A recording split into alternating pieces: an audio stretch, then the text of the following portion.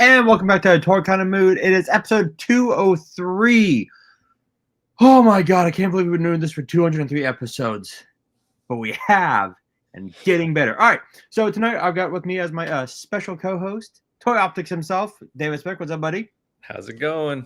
While Speck is avoiding fire being sent by apparently the angry gods at him, we are also joined by Mega J Retro and Jason the X. What's up, gentlemen? What's going on, man? Good to see you again. Happy New Year, everybody. I know.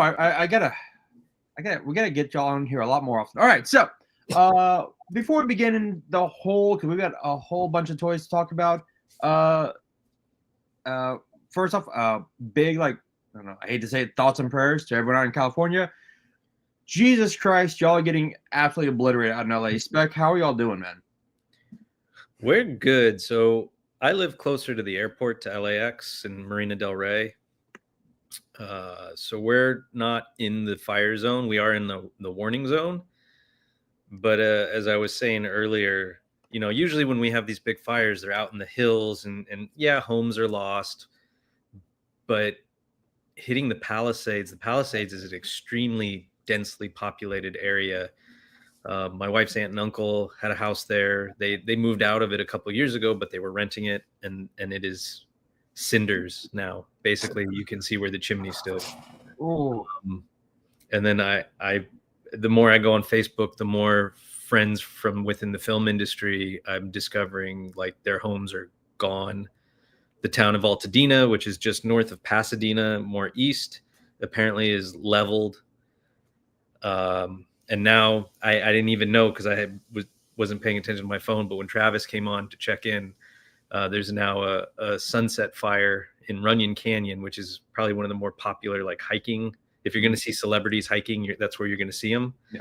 So another friend just posted and said apparently the Chinese theater is under threat, and that's main Hollywood Boulevard. Oh shit. So it's fucking batshit crazy. It's the apocalypse. Yeah, I've been saying they're saying this fire is quite different from ones they normally have. So yeah, it is. I think this is going to end up being the most, if not one of the most devastating fires in the city's history. Yeah. Will Rogers Historic National State Park, a lot of these historic Will Rogers buildings, they're gone. The evacuation warning has come into Santa Monica, into the most northern point of Santa Monica, the ritzy neighborhood part of Santa Monica. And I'd been keeping an eye on that because that's about 6.5 miles away from me.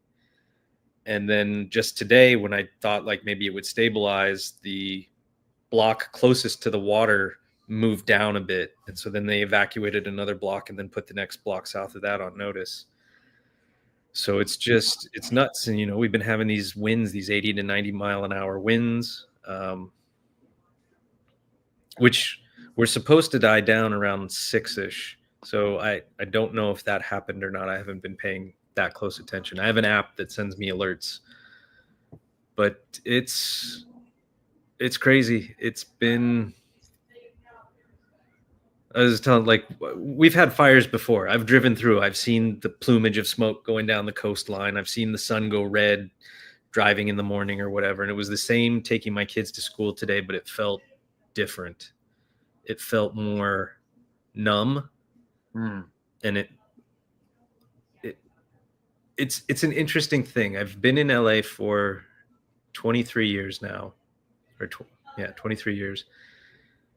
And I love this city, being an Army brat and spending the first 16 years of my life moving here, there, and wherever every year or two. I never had a place that was home. And when I first came out here for an internship, this place felt like home. 23 years later, I have my fill of this place at times where I'm just ready to say, fuck it. I need to get out. I need to go to a calmer, slower, but I still love this place. Yeah. And so I've had real heartache all day just watching this city get destroyed. Oh God, man, I'm sorry. Oh, okay. Well, I mean, yeah, I've got friends who I had a friend who had to evacuate because he's in Santa Monica and he's like, yeah, I'm out. I get out. So it's just, y'all doing that. Jason and I, we're just talking Ted Cruz at the airport. So, we could be fucked here in Texas. We're looking at like one day. It's going to be nothing. People in Texas panic over everything, whereas people in LA literally got fire a couple of feet from them and just have to like go on with their day, and somehow they do. Dude, I was talking to Steven earlier, Speck, and he was like, I was crying because he had so many people at his hotel. Yeah, I mean, I can believe it.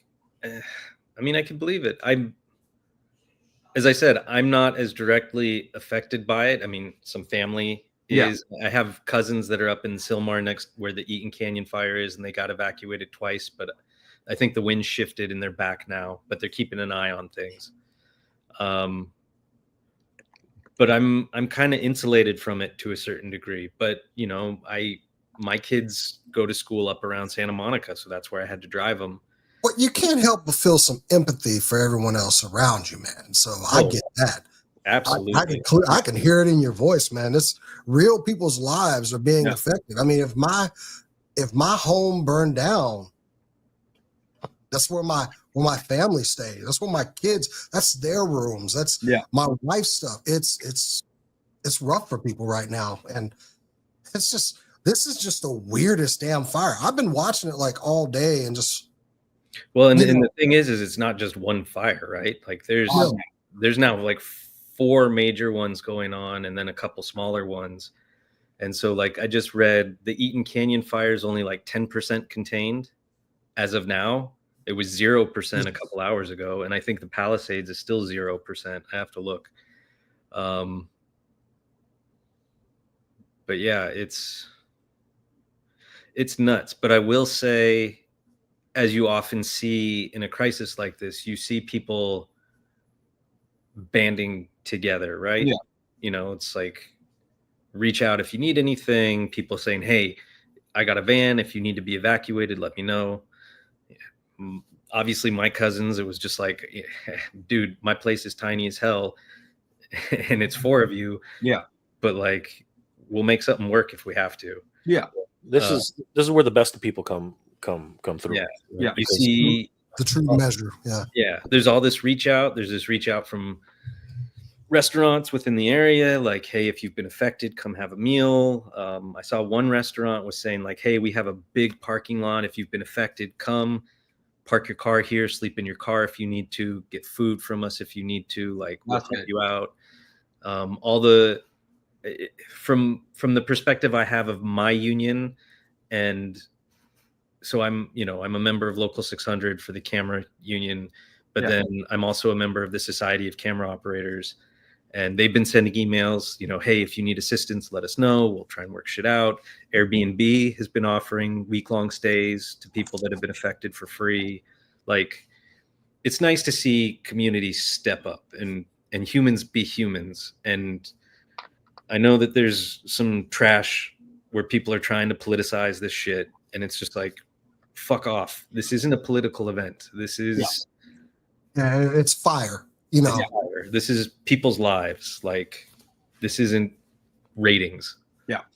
And it, as you said, this is where the faith in humanity gets restored, and people realize that things need, like, left and right don't matter anymore, right? It's just about making sure that your neighbor's okay and your family's okay, and I think our hearts go out to everybody out there who's being affected right now. It's always tough at this time, especially now. It's absolutely crazy. So Great point, Jay. Great point, man. Yeah, and this and like I've said last on our 200th episode, like this show is meant to bring joy and a bit of levity for a bit, and hopefully we can achieve some of that, even when people are going through. I'm just going to end it with saying, super thankful of all the firefighters, pilots, the emergency workers, the volunteers, the police, like everybody that has just been boots on the ground and like really dealing with this thing and putting themselves in harm's way. it's in the light of tragedy, it's something to see. As Jay mentioned, it's watching the community step up and come together. But on that note, let's bring it back to the toys. Also, let's do a quick little shout to Mahoney himself, Steve Guttenberg. That was hilarious, and the anchor, the reporter didn't even know who he was. I'm like, that's Mahoney. I thought he lived in New York, so when I saw that, I was like, oh, okay, that's great. Steve, the Goot. The Goot is everywhere. He hasn't done much lately, but I mean, like, what he did in Police Academy, I think, still resonates. Cocoon, all those great roles he did way back when. He was in Short Circuit, wasn't he? He was also in Short Circuit. He was in Short Circuit. You need to see him in Party Down. He was hilarious as himself in Party Down. And wasn't he 3 Men and a Baby? Yes, he was. Yeah, and 3 Men and a Little Lady. Yeah, he was in both. Yep. Yeah. Yes. And then I can't remember the name of it, but there was the movie where, just like all those other movies that have been told time and time again, he was like the big overweight dude, and then he like got in shape and kind of like became a badass heartthrob. That one, I'm not remembering that, but I'm pretty sure he did. I wouldn't put it past him. This is true. That's how old we are now. The news reporter has never seen Police Academy. The first two were great. The other two, meh. I love that series. There were 6. There might have even been 7. There were more than that, unfortunately. Miami. I liked Miami. But yes, the first two are the best. 1 through 4, I think, is about as good as it got. I think that's about as good. That's fair. That's fair. All right. I agree. Citizens on Patrol. That was the third one. Citizens on Patrol. Absolutely. God. All right. All right. So this episode, for anyone who has been for everyone who of course pays attention, we've already done the best of G.I. Joe, the best of Marvel Legends, the best of Jada. Now we're doing the best of the rest, and that's gonna be a lot. But first we do have. Let me bring this up. All right, 200. We did G.I. Joe. We did Jada and Marvel Legends. Let's see here. All right, so my best of G.I. Joe was Duke. Speck, you had. Oh shit! Who I have that right there? Road Pig. Yeah, sorry, Road Pig. Maybe if I look at my notes, is right here. Who had? Oh, Mega J. Yours is a tie for Nemesis Enforcer. Yep. And Once a Man Coco. Well, actually, there was it was one after the other, but sure, I'll do the tie. That's fine. Sorry, I every time I have to do it. For me, it's la la la la la la la la la la. We'll always love that line. But Moody, I'm putting on Travis, has it as a tie for Nemesis Enforcer and Once a Man Coco. I think Travis just really wanted to put Coco in the notes, and that was it. Jay, you want to talk about these two real quick? I mean, like, honestly, I didn't understand the assignment at first, but yeah, no, these guys, I think everyone's been waiting. Okay, so sorry, let's put it this way: the community is divided on whether or not Cobra Law is G.I. Joe or whether or not Cobra Law destroyed G.I. Joe. I think the whole community has been divided. But you know what? When I saw G.I. Joe the movie, it had just come on. It just come a year after Transformers the movie, so I was already desensitized to anything at that point. So when I saw this movie, it just, it was more of an adult film than it was a kid's film. You know what I mean? Like at that point, it was kind of like Transformers really got us ready for G.I. Joe. And knowing now what the real script was supposed to be, like Duke is like, spoilers ahead, but Duke is supposed to die. Okay, like he takes a freaking cobra to the heart. You see blood for the first time in cartoons ever. Like that, like I remember watching that, I was like, what the hell was that? Like it took me a second. And I was like, that's blood. I said, is that supposed to be venom? That's not venom, that's blood. I appreciate that Jay said spoiler for that old ass movie. There are people who haven't watched it. There's some spoiler. There's some kids. There's some kids out there who haven't watched it. And actually, what's really encouraging me now is that there are a lot of younger people who are watching cartoons, older cartoons. So you know what? I'm gonna say the spoiler. All right. And now I'm just like explaining the whole movie, so don't matter now. But yeah, no, seriously, it was a coming of age movie for me, and watching Cobra Commander being tortured like that, I was like, what the hell is going on? I was like, this is not a kid's show. Like literally, they tortured the poor guy. He was, first of all, he was strung up like a marionette, inside some sort of big gigantic clam. And then after that, they freaking made into a freaking monster, man. Like it was crazy. And watching Nemesis Enforcer just beat the snot out of, he cheated, but I mean beat the snot out of Sergeant Slaughter, and then have the reverse happen. I mean that was the greatest movie ever for G.I. Joe anyway. So yeah, no, that's why these two definitely had to be on my list. Okay, and then we've got let's see here we got. Oh, Jason, your tops were Doc and the Vamp. Speck and I agree with the Vamp is amazing. The Vamp really knocked it out of the park. I mean, as far as just the first kind of larger scale vehicle, not a HasLab, came in affordable, spring loaded, just figure. I love the Vamp. I hate that it's not more widely available for everybody. I think people are kind of getting them here and there, but man, the Vamp it's just so cool. And it's good as is. If you want to customize that thing, it's a great vehicle. So yeah, I love the Vamp. But as far as Doc, man, he's just one of the best figures of this year. I've got him right here. He's just so modular with the stretcher, the non-lethal weapons, also voiced by one of my favorite voice actors, Buster Jones. But I mean, the clear glasses, this was one of my favorite characters. Doc always sounded so cool as well on the show. So yeah, when I saw how good the Doc figure was going to go with the shades, the helmet. Yeah. I mean, my old Doc, everything was molded on. So, you never got like to see, my man's got a crew cut. You couldn't even see that before. So yeah, Doc is just one of my favorite. I know people had some complaints about the stretcher, but they put a stretcher in there with a $25 figure, so yeah. I appreciate all of the accessories. He's definitely one of my faves this year. Yeah, and I gotta say about the Vamp, like I gotta kind of pare down. I'm taking to Minnesota with me, and the Vamp is one of them. Like I'm taking that Vamp with me. I'm gonna find a room on it on one of the shelves. I mean, look at this thing. It's got some size. It's everything. Oh, I'm knocking stuff off of it. But anyway, this was just so cool. Like the only way they can make this better is like doing the version 2 of the Vamp. I love this thing. I love this vehicle. I like Zen here. People are asking if we'll get another Vamp run. I was like asking if Outbat shuts in the woods. I'm pretty sure they do. I'm pretty sure he does. So yeah, they have to. I mean, okay, they don't have to. They don't. But like we always get a second run of things. So next with Marvel Legends. Mine was Ghost Rider. That thing was absolutely badass. Specs was that Wolverine, the 85th.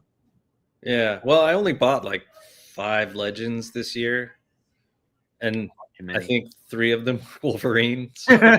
This was the year of Wolverine. It really was. I got this one. I got the movie Logan re-release, and then I got the Logan Sabretooth 2-pack. And I will say Sabretooth was a close second because that's a pretty badass figure. And then I got the Deadpool re-release. I think that's all I got for Legends. But real quick, I just want to point out this beautiful new Toy Optics logo, care of Tony's Figs and his buddy Tim. Oh. So they hooked me up and made me a little more official. So thanks to both of those guys.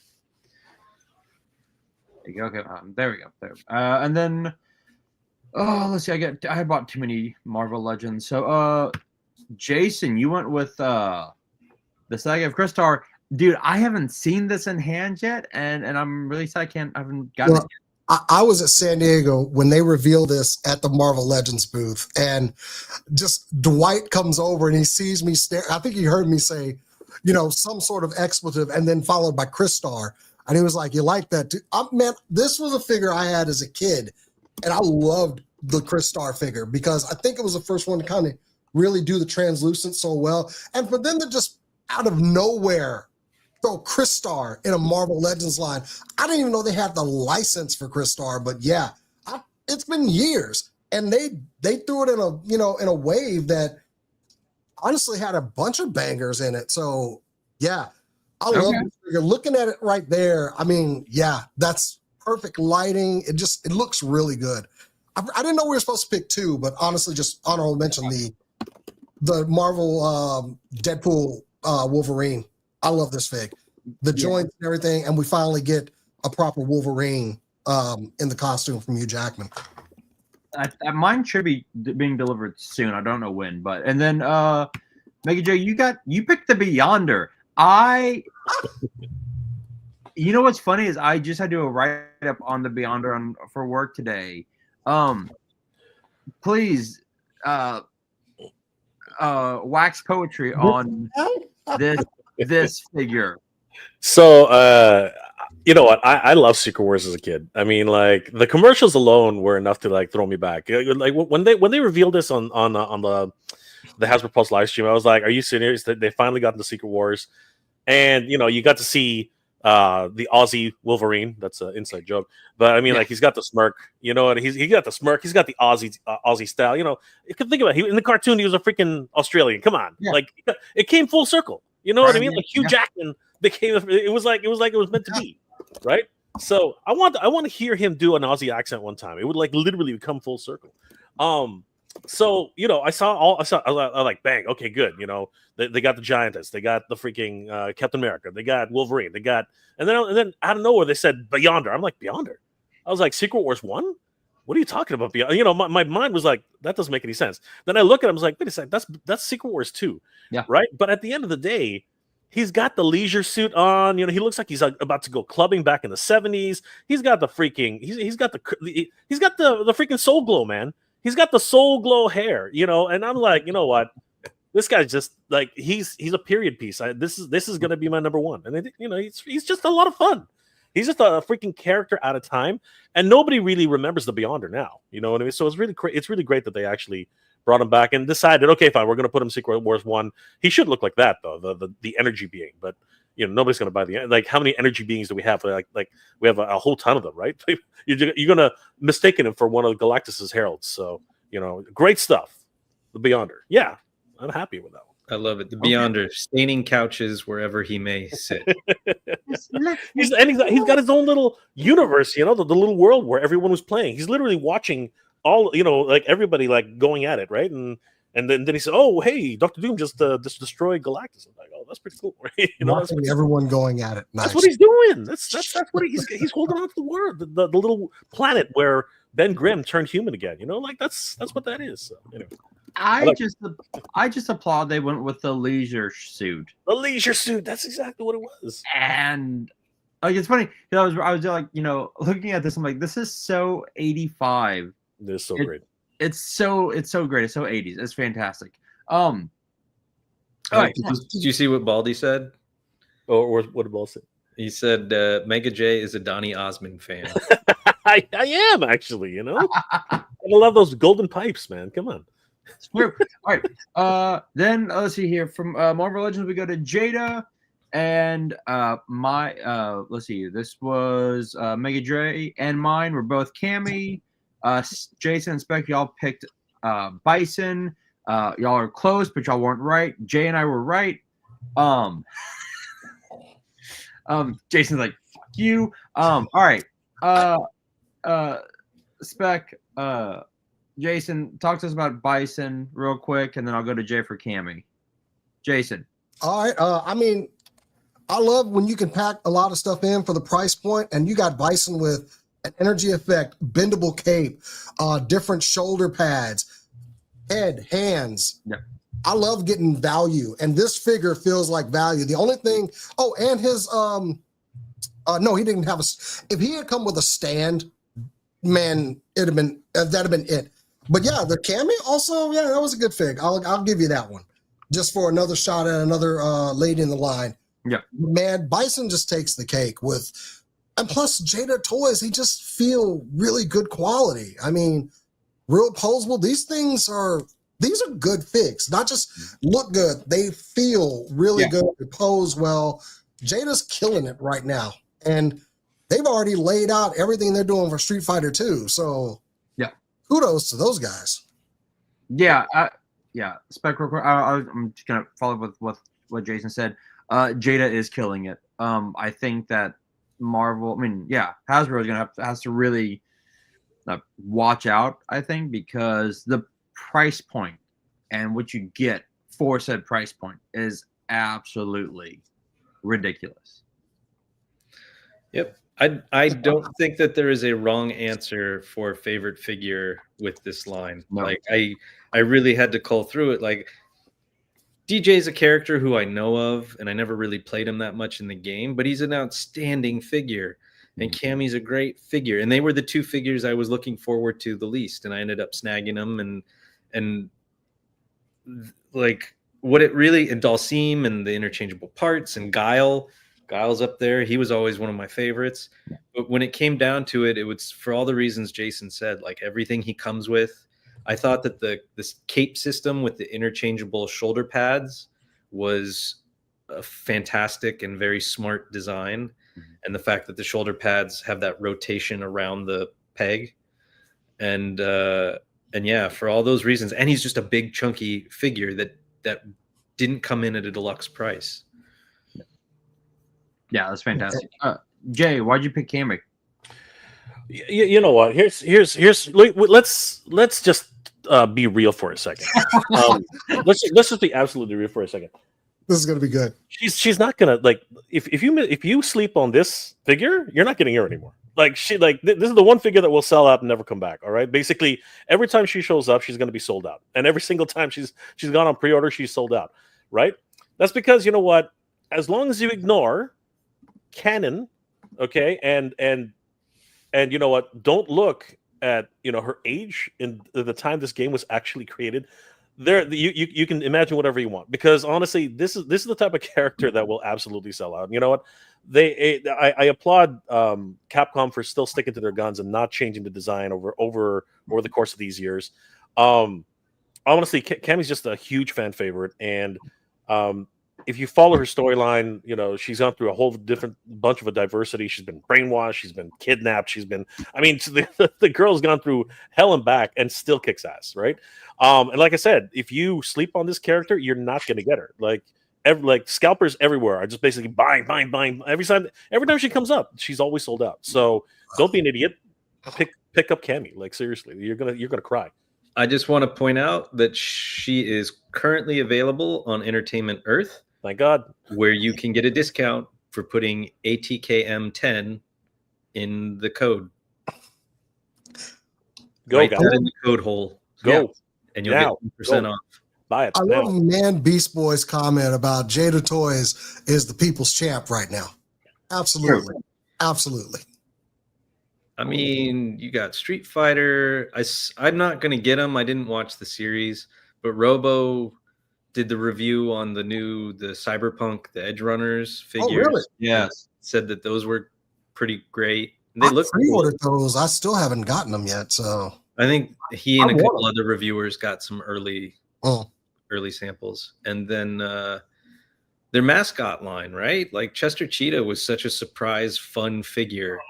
And I ended up getting Chocula and Frankenberry at Ross, and then Baldy hooked me up with Booberry, and they're a little wonkier as far as like figures go because of the giant heads and whatever, but they're still really fun.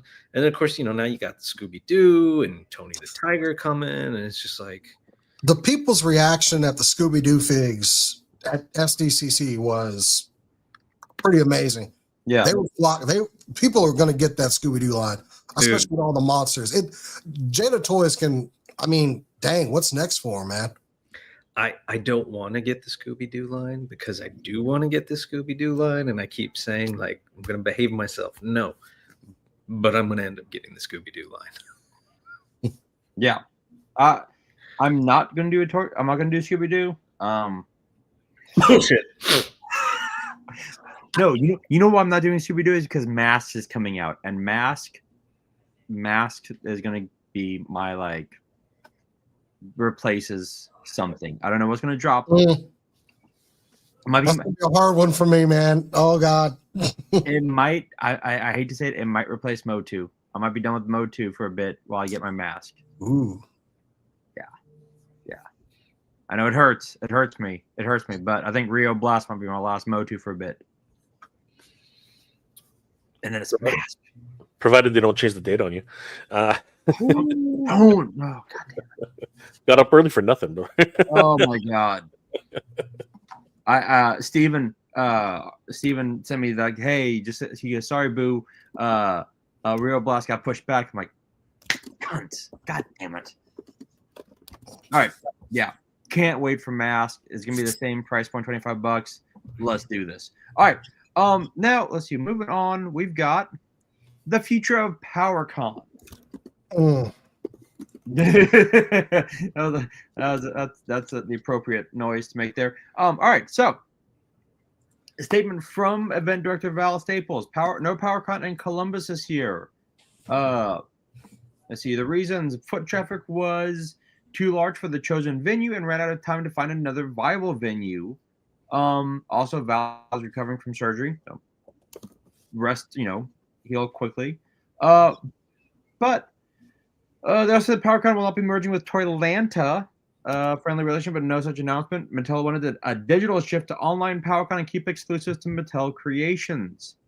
PowerCon isn't done per se, but may need a year or two in order to make a comeback. Jay, how do you feel about that? I've been in talks with Val for a little bit, and he expressed many things that he was hoping for 2025. Right. It was fully expected that PowerCon would come back, and unfortunately, things happened the way they did. And behind the scenes, he's dealing with a heck of a lot. Like, what he's going through right now, it's really tough. And you can't expect anybody to dedicate themselves to something and then have to deal with something else, right? So, right. I think it's a good move, actually. Speaking with Brett, I think it's exciting that they've decided to, at least spiritually for now, and hopefully continue it afterwards, keep PowerCon going, in the smallest of degree at this point. But I've spoken to a couple of other people who are now specifically planning to go to Toylanta just because of the connection. You know what I mean? I know a couple of people reached out to me and said, "Hey, we're planning on do this. Can we collab on this?" I'm like, "Yeah, okay, no problem." Specifically MOTU related, right? And a lot of people are very, very excited about it, right? And now the question is, and it's kind of, Brett's dealing with a whole bunch of things now, because now a whole bunch of vendors are coming in and say, "Well, if PowerCon's there, how do I apply?" And now he's only got not even 2.5 months to, no, actually not even that, right? So he's got a lot of, he's going to get another bunch of vendors now asking a whole bunch of questions. So there's a lot of things going on behind the scenes. But my overall thoughts on it are, I think it's a wonderful gesture. I think, huge shout out to all the organizers, Brett, everybody over at Toylanta for making it happen. And, all my thoughts and all the best go to Val. Rest up, make sure you recover, brother, because that's you can't put a price on health. No. You just can't. You cannot do that, right? So, Jason, Speck, have y'all ever gone to PowerCon? No. I went 2021 when it was in Anaheim with Moody and Steven, and it was a lot of fun. I won't lie. I thought I knew my MOTU history. No, it was like humbling, because Steven did the trivia night on Xanax and came in second because his buzzer wouldn't work all the time. And hey. I like we like Steven goes, I've had a cocktail and half a Xanax. It's gonna be a fun trivia night. I'm like, okay, let's do this. And he went up there and he dominated. It was hilarious.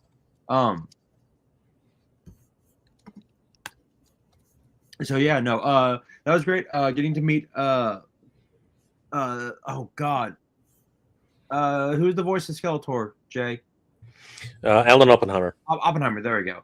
I actually like your buzzer wasn't working. It's okay. Like the last day, Steve and I were just chilling, waiting for Moody to come back. And like Steven goes, dude, Alan Oppenheimer. I'm like, should we go say hi? I'm like, yeah. We had like a 30-minute conversation with him, like almost an hour. The nicest dude. The nicest dude. I'm like, oh my god, this is amazing. So yeah. Somewhere I have a picture with him. We have a picture. It was great. Yeah, I liked PowerCon. I actually spent way too much money there and bought 2 Super 7s. Oh no, 3. Did I need them? No. Did I want them? Yes. Did I buy them? Obviously. It happens. Exactly. They're actually stored away now, but it's the Japanese He-Man Skeletor Super 7 and then Panthro, because I could never find Panthro. I was like, mine now. Mine. The best Thundercat. My 13-year-old daughter bought her first Super 7. What was it? It was the Optimus Prime. We were in Macy's and she saw it and she was like, Dad, can I get this? And I was like, it's a non-transforming transformer, but I'll allow it today. Is that the one that's in the clamshell? The VHS? Yeah, in the like VHS kind of style packaging. So Yeah. Oh, nice. Yeah. Okay. So I'm raising a little well, she wants the Figuarts Monster Hunter stuff. I'm like, well, you didn't pick a cheap line there, kid. But all right. I have 2 13-year-olds, and one of them, he's been getting the $35 Figuarts, the one piece. So he got like the Luffy and the Sanji, and then he, with money that he saved, he pre-ordered the Ace, which is a full price one. Yeah. And now he's getting into fucking Warhammer. Oh no, you've lost him. He's been spending his Hanukkah money on that. Which one though? The Joy Toy or the McFarlane? No, the actual. Oh, the real. Okay, that's different. So he's gonna paint them. He's gonna paint them himself. He's already started. Like, and I'll admit, like, there's a Warhammer store probably 20 minutes away with traffic, and we've gone and they do like a free mini of the month, and then they do a demo painting class, and so like we all went and did it, and there is something kind of cathartic about doing that. But you know what? That's great. I love the fact that there's physical hobbies still, because younger people these days they're always on their iPads, so that's awesome. He fucking lives on his computer, but it is nice that now he's come out and he already built one of them. I think it's called like the Blight Hauler or something like that. And awesome. He has me prime it for him, so because he doesn't want to use the spray paint and mess it up, and then he goes in and he did a hell of a job, like getting all the trim in and then cleaning it up and then going over with the contrast paints and the washes and the. You got a customizer you got a customizer in training. You can start making paint up custom heads and everything. We tried to magnetize one of them and we did a decent job, but I see what you're doing. That definitely paint my mini for me, please. Thank you. I'll give you $50. Well, Tony loves that. Tony's like, yes. Well, so the other thing is like they're big. It was a group gift, as I like to say, but it's sitting on the floor right here. that was our group gift. Oh, there we go. We're printing that. And then that I have the 0.2 nozzle that's actually, I think, supposed to be delivered tomorrow, unless there's more delays because of the fire. And apparently this printer and that nozzle gets you 99.5% of the way there compared to a resin printer. All the reviews and everything say if you're using that for minis, like there's no reason to get a resin printer and deal with the chemicals and the. Oh. So, but I've been having fun with it. I've been That's making amazing, stuff. dude. Oh, look at that. So Star Wars. It begins. Yeah, my only complaint is that I got the smallest one, which, I mean, it was only $180 on sale, and I think they're still on sale on their website. Is like I had to like cut this into 4 separate pieces as opposed to printing it in 2 separate pieces, and that's time consuming and then a pain in the ass and time consuming to glue it all together. But I mean, that looks pretty freaking good. That's amazing. I got to stay away from 3D printers because all of a sudden it'll be like Mr. Home Arcade and having an Eternos, you know, a 6 foot Eternos in my house. Be amazing. Real quick, guys. We do have a question. I don't know if I haven't heard anything, but do you guys know if we'll get any more Skeleton Crew Black series? I'm loving the 6 out already. You know what? My opinion at the end of the day is they're gonna always. At the end of the day, you know, Hasbro and Star Wars, they're just going to keep pumping out whatever figures they have. This is another one of those situations where any character in that series is, as long as people are still watching it, they're going to keep pumping out as many as they can. So I have no doubt, in my mind anyway, that you're going to see a whole bunch of figures. I mean, we're still getting figures from freaking Andor. You know what I mean? They just keep like, and I love Andor. Right, but all of a sudden, like almost 3 years later, now one of the Andor figure comes out. You're like, okay, wait a second, are they gearing up for season 2? Like, why all of a sudden out of nowhere, right? So, have no fear. Eventually, you're going to get whatever characters are in there. You know what I mean? You're probably going to get the questionable ladies who tried to help them. You know what I mean? You're going to get one of those CD figures. You know what I mean? Like that's exactly. I think Skeleton Crew. So.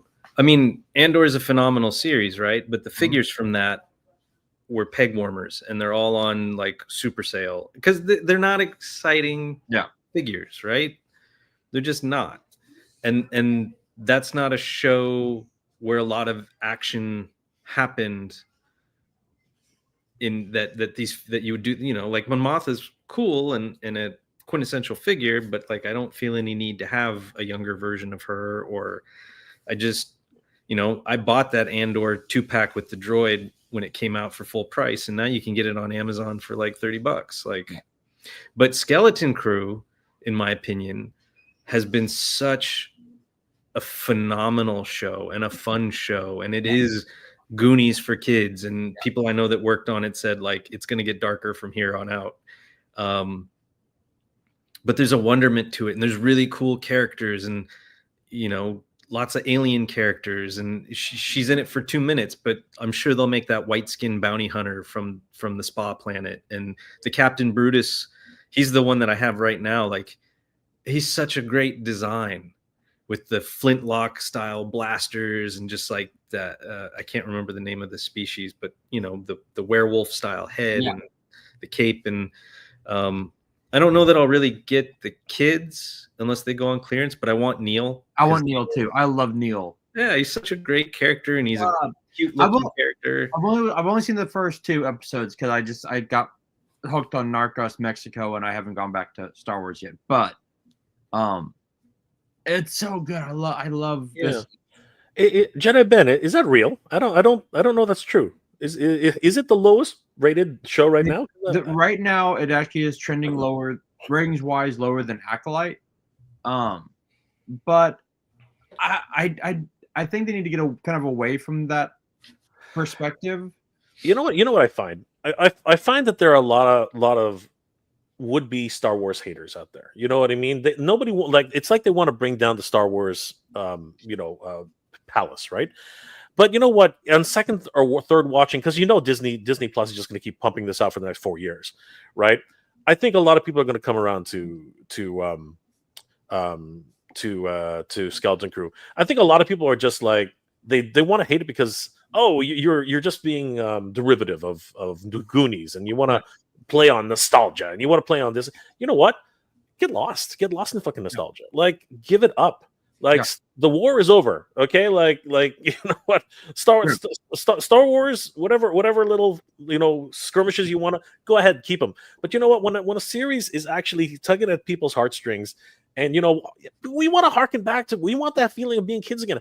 You want to show this to your kids and not be too scared that it's too dark right now.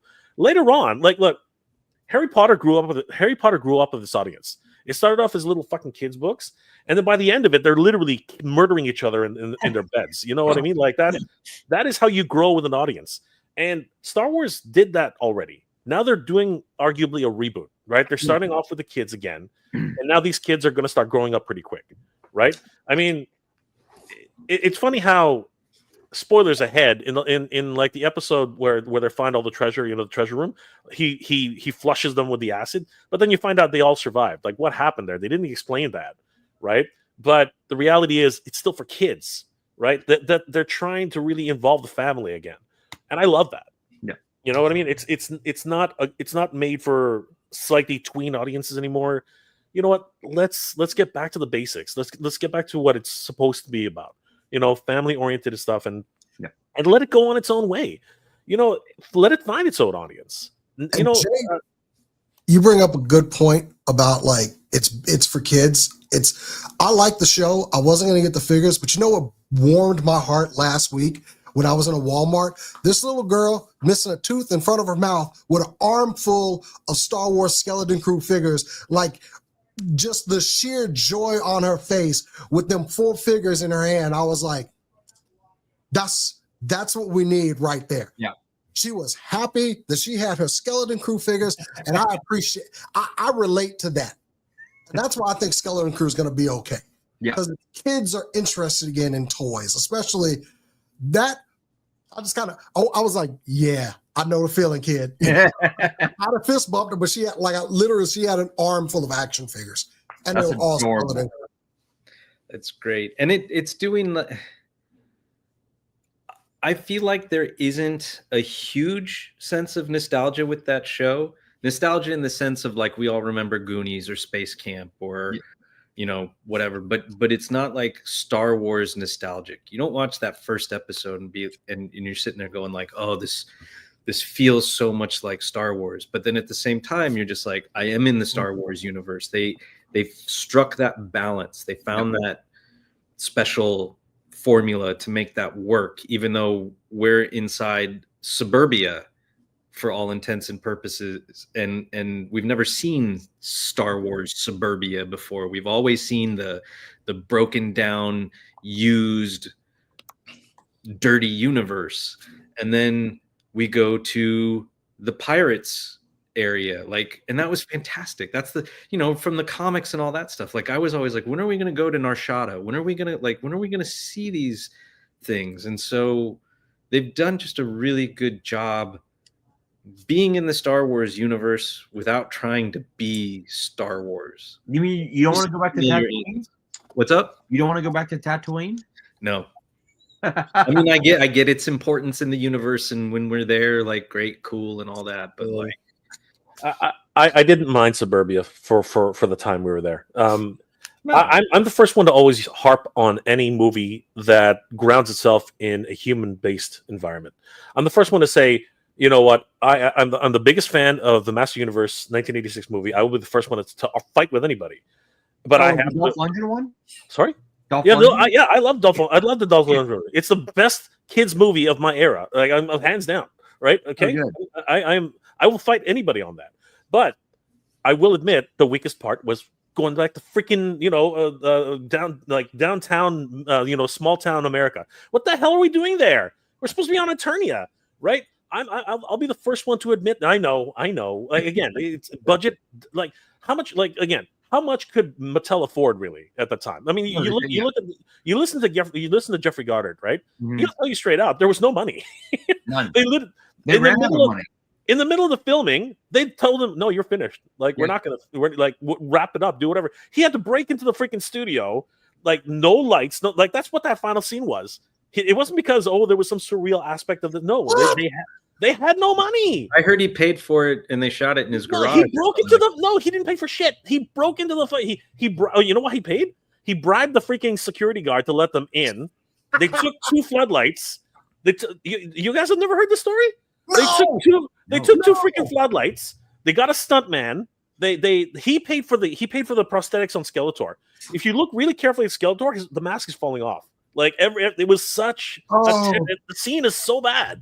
But he made that was the highlight of the movie. He made it work. Because he said, okay, fine. Throw some special effects on it. We'll that's what happened. Like he threw all this electricity, all this stuff. That's the only reason why the scene sold so well, right? And quite literally, he made a new appreciation. He put lipstick on a pig, and it freaking worked. You did. He's the only reason why that freaking ending was the way it was, because honestly, he was out of options. They like Golden Globus again, the cheapest. Everybody knows those stories.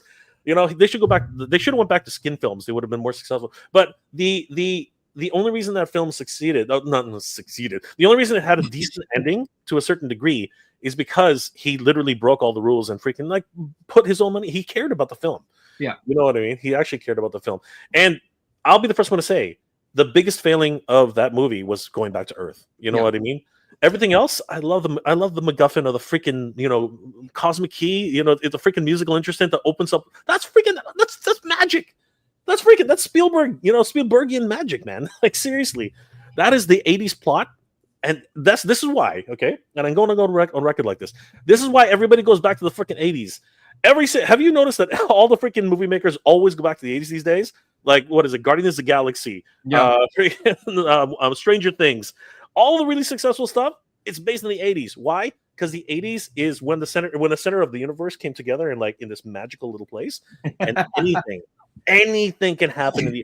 Even Skeleton Crew is in the '80s spiritually. That's why there's again it's Goonies in space. It's the '80s. I can't argue that.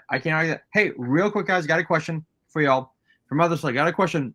If you can help me, G.I. Joe, who was Wreckage from the 137 box pack with Tiger Paw? I recently completed my G.I. Joe comic book series, and this character isn't ever mentioned. Who is he? He was a concept character for the original line that went by the name of Sabotage, right? Something like that. You know more than me, buddy. I knew it and then I forgot. And so then when they did the Target exclusive, they brought him as Wreckage because I think that they'd lost the name rights or it conflicted with something else. Sabretooth, that's what it was. Sorry, like his mask. Duh. Yeah, I think it conflicted because of Marvel Legends Sabretooth, if I'm right. And so then they had to change it and they made it Wreckage. And he's literally just a straight up Firefly repaint, but in the best way. Yep. There you go. All right, Mother Slug. I hope that answered your question. Real quick, we do have some. MOTU is getting some love. Loader Brooklyn said Frank Langella should have won an Oscar for Skeletor. Can't argue that. He was a fantastic live action Skeletor. Absolutely. He is the most memorable part of that movie. He 100. He stole he carried that movie on his shoulders with two mountains on his back. Forget Dolph Lundgren has no muscles in that movie. It's Frank Langella because he carried everything. He literally carried the whole. Anytime he gets a scene with Kiva Lin, it's like magic in a bottle. Like those two together were like just absolutely. And then when he goes up against, he's doing all the talking. It's so great. It's just amazing. I will say first off, Groldoer wasn't bad for an '80s film. Meg Foster, Evil Lynn, yes, it did have Courtney Cox in it. The movie, like as a kid, like they were like, well, who's one of your first crushes? A Batgirl from the '60s Batman, Tila from MOTU. Like I'm like, oh, loved her. It's a great film. It's a great freaking. You know what it really is. What it really is all the freaking kids who grew up on the Filmation cartoon. They wanted to see Orko. They wanted to see Battle Cat. They wanted to see all the things that they could not afford to put in the goddamn film. Okay, and unfortunately, they're all butthurt. Right? If you just take a small step back, right, and just say, okay, this is not canonical, right? This is a different Master Universe. Absolutely. That's what it is. It's not canonical. You just step back and you say, all right, what am I watching here? I'm watching, and you know what? You could try this. I'm watching Alcala's Master Universe if it continued. You know what I mean? I'm watching the first mini comic if it kept going the way it was supposed to go, right? And let's see what happens, right? You just basically take yourself. You say, okay, if the series came just with the toys, this is probably the movie that they would have made. And unfortunately, they went to Earth, which is the worst decision. Which is why I'm upset with the new film coming out. I love almost 90% of the casting. You know what, Bobby? Where's it starting at? It's starting on Earth. Bobby, I just released a video on one of my other channels, and I don't want to take over this thing with MOTU right now, but I will end off this portion on it by saying this: I will believe it when I see it. there have been too many freaking Master Universe movies that have already been cut just before production begins. Yeah. I am not convinced. And as far as the casting goes, I'm torn. I'm really torn. I think that there's a lot of great actors in there. I'm not sure how they're going to pull this off. So I will reserve judgment until I actually see the first trailer. Even after that, I'm still going to be very, very skeptical. I love it too much. I'm too close to it. I love it too much. That's how I am. I'm way too close to this. I was like, this is bullshit, but we do have cool figures. Here we go. We've got this Faker, which is awesome. Amazing Leech, Catra, which these are all amazing. I love the Filmation figures. I think they've been doing really, really well. And then I like the Roboto, but I already have the one from Revelations. I probably will still get this one. This Beastman looks. It doesn't beat the new Eternia Beastman that already came out. It doesn't, and I'm torn. I'm torn on him. I know where they're going with it. I just don't understand why they need two new Eternia Beastmans. I don't understand. Like, was this a pivot? I don't understand even what's happening here. We already had a new Eternia Beastman. This one just kind of goes left field for me. I have no idea what's going on. Yeah. Real quick, Jason, what do y'all think of the Fake or Leech and Catra? So I think that the Filmation cartoon collection MOTU is just killing it right now. I think that it's a smart move on Mattel's part because Origins is winding down, right? They like all vintage collection all retro collection Origins is being relegated to Mattel Creations. So now they have these in store, and I think it's a great move. They look great. They look fabulous. I mean, like, seriously, Catra here she's not the right size, but it's just great to even have a representation of her cat form. Yeah. It's never been done before. I think Faker is just Faker. Okay, so Faker is the most popular MOTU character outside of He-Man. People just love Faker. I don't know what it is about him. He doesn't have blue skin. That's going to be a knock against him. But if you're a Filmation fan, this is Faker. So if you missed out for whatever stupid reason on getting a He-Man, this is another He-Man. So get this guy. Like, again, he's another one that's going to fly. He's going to fly off the shelves. Do not miss out on this guy. Leech, I think he's a little light-skinned. I don't think he should. I think he should be darker, but he looks fabulous too. I would have preferred another suction cup head, but again, that's just me. But yeah, I think they're knocking it out of the park with these. If anybody hasn't picked up Prince Adam and Cringer, you're an idiot. You got to pick that thing up. It's one of the greatest 2-packs ever made, and it is the most articulated cat in the Master Universe collection ever.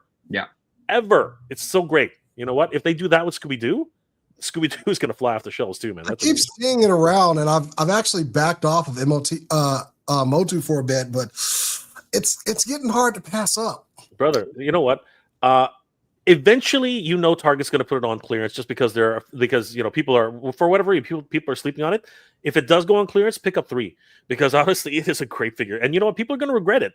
People are going to regret not buying it, and then all of a sudden, all the scalpers are going to come in, grab them all at half price, and then they're going to put them on eBay for like $600. So you need to at least get one, right? I don't collect I don't get Origins, and I don't collect the cartoon line, and the Masterverse line is what I get, and that's my clearance line. Although I have, as of late, paid full price for a couple of them. Ooh. But I did run into that Cringer Adam 2-pack at the Mattel store before it became widely available anywhere else, and I grabbed it because I wanted the Cringer for the Masterverse stuff. Absolutely. But it's a fun set. I love the Adam. I love that he comes with the orgasmic face. So good. They did right by putting the hinge properly for the sword. Yep. Sword aloft. Beautiful stuff. It almost made it into my top 10 tonight, but it didn't. But it is a phenomenal set. Yeah. Highly recommend it. Well, damn, y'all are the worst enablers on here. Oh, I'm not. Welcome to my life. Every time I come on this show, I spend money afterwards. Yeah, we're horrible like that. Terrible people. Yeah. Can I just give a huge shout out to Pedro Ribeiro, who's watching all the way from Portugal? Yes. See you, Pedro. This was all the way back at the beginning of the show. Velasquez, all the way from Spain. Good to see you, brother. And Parmazzotti, I think. I apologize, my friend. Ciao from Italy. And Sienna. Good to see you guys. Thanks for dropping by. They're all MOTU fans, so because we have a MOTU segment, I thought we should yes, give him a shout. Oh, and if anybody, just really quick, Pedro Ribeiro is going to be a guest on my show event one of these days. He's a great customizer of vintage collection, original 86, 81 through 86 Master Universe figures. So I'm going to have him featured on my show. I'll have to watch that. Oh, it's I've been trying to customize some of my stuff. All right, now finally we get to go to some of the fun stuff. You missed Randor. You put him on the screen. Randor. Randor is the one buy for me. There he is. Pick him up. You gotta get it. It's a two figures in one. This one. It's got King Miro with the bald head, and it's also got King Randor. So it's a 2-figure set. You gotta pick this one up. He's great. I'm getting because it's King Randor. Like, it's amazing. Like, let's just be real here. All right, them burgers, man. All right, so now we're getting to the fun part. The top 10 best of the rest. This was really, really, really goddamn hard for us to get through. Oh my god. Okay, so it's gonna be such a bitch. All right, here we go. Let's see if I can do this without messing up. All right, my number 10. Keeping with MOTU is Snout Sprout. Nice. This was so good. I hated packing him away. It was a big, beefy boy. Like, when I think of Mattel creations, this is what I think of. Like, they should be bigger than life. I mean, and Snout Sprout is a ridiculous, ridiculous character. He's an elephant with a snout for a nose. Like, it's just weird, and I love it. It comes with a giant battle axe. It's great. The nose was like moving. Fucking thank you, Steven. Hell yeah, he should have been more on more list. And honestly, I was like, what else did I buy this year? And I looked behind me like, oh, all that. Okay, let's figure this out. Let's see. So mine was Sound Sprout. Mega J, you had the HasLab Rebels Ghost, dude. Yep. You can't ignore this. Out of all the things that the Star Wars team has this is the one I think every Star Wars fan out there has been waiting for something Rebels related. Ever since the Black Series Rebels crew was put out like a number of years ago, everyone was expecting that the Ghost would eventually be somewhere in some iteration. When this was dropped as a crowdfund, I think people lost their collective minds. It went gangbusters right off the bat. I mean, it hit funding within the first 4 days. You know what I mean? It was crazy. It hits all the right spots. It's got which I'm kind of disappointed a little bit, but not. It's got the Phantom 2. I would have really liked to see the Phantom 1 because again, there's 2 stages, right? But I think this one is more towards the Ahsoka series. I think that's actually what the direction they were going with this one. Gotcha. But I like the fact that they put the retro style characters as stretch goals for this, which is kind of confusing the market because then you sell the Ahsoka characters as regular figures when it actually should be the other way around. Because again, this is supposed to be the Ahsoka ship, right? That was in Ahsoka. But anyway, it doesn't really matter because it's got the Carillion style designing. You know what I mean? All the wonderful paneling. It literally is just a wonderful piece. You can take it off almost like segmenting the ship. You have all the quarters of all the crew. You have the freaking everything about this is just a home run. The only thing that really was amiss for me in terms of anything else is it should have freaking had lights and sound. I mean, the freaking Millennium Falcon has lights and sound. This thing should have lights and sound, right? But other than that, this had to be on my top 10, like right off the bat. It really is an amazing thing, and I truly regret this because it was between this or the Cat's Lair, and I'm sorry, the Cat's Lair will win every single time. So unfortunately, I could not get this, but it had to make my top 10. That was something. And this was hard to pass. And that Cat Slayer was absolutely just. God, I wanted to You're asking me to choose between my children, man. So that's ridiculous, right? Choice over here. Okay. This is the one I scarred off the freaking cliff. Okay, I literally said, "Long live the king," and just toss this one to the. I freaking Spartan. This was the Spartan sacrifice, man. Like, that's actually what happened. This one was too weak. This one was too weak. She had to go. She had to goodbye. Fair. Next we've got oh shit, my things are missing. We got Jason's Mandalorian from Glavis Ringworld. Yeah. Look, I really like the Mandalorian figures, but I honestly hated the hard plastic cape on the previous versions. Yeah. And I would always customize that cape, make a new one. I was getting real creative. But when they nailed one with an actual cloth cape, the knife, it seems like this is like the perfect Mandalorian. Took them a couple tries, but I got to give them the flowers. This was the good one. The only thing that would have made this better was if it came with a spear. Then it would have been complete. But I honestly just like this figure, and yeah, they nailed it with the jetpack. You got the Darksaber, you got the knife in the boot. They finally got it right. It's appropriate that it's number 10. I think it took 10 tries to get here, didn't it? Yeah, no kidding. Hey, sometimes you got to keep busting eggs until you make that omelet, and I'll give it to them. They got it right finally. Nice. All right, Speck, yours number 10 is Star Wars Black Series Imperial Armored Commando. Yes.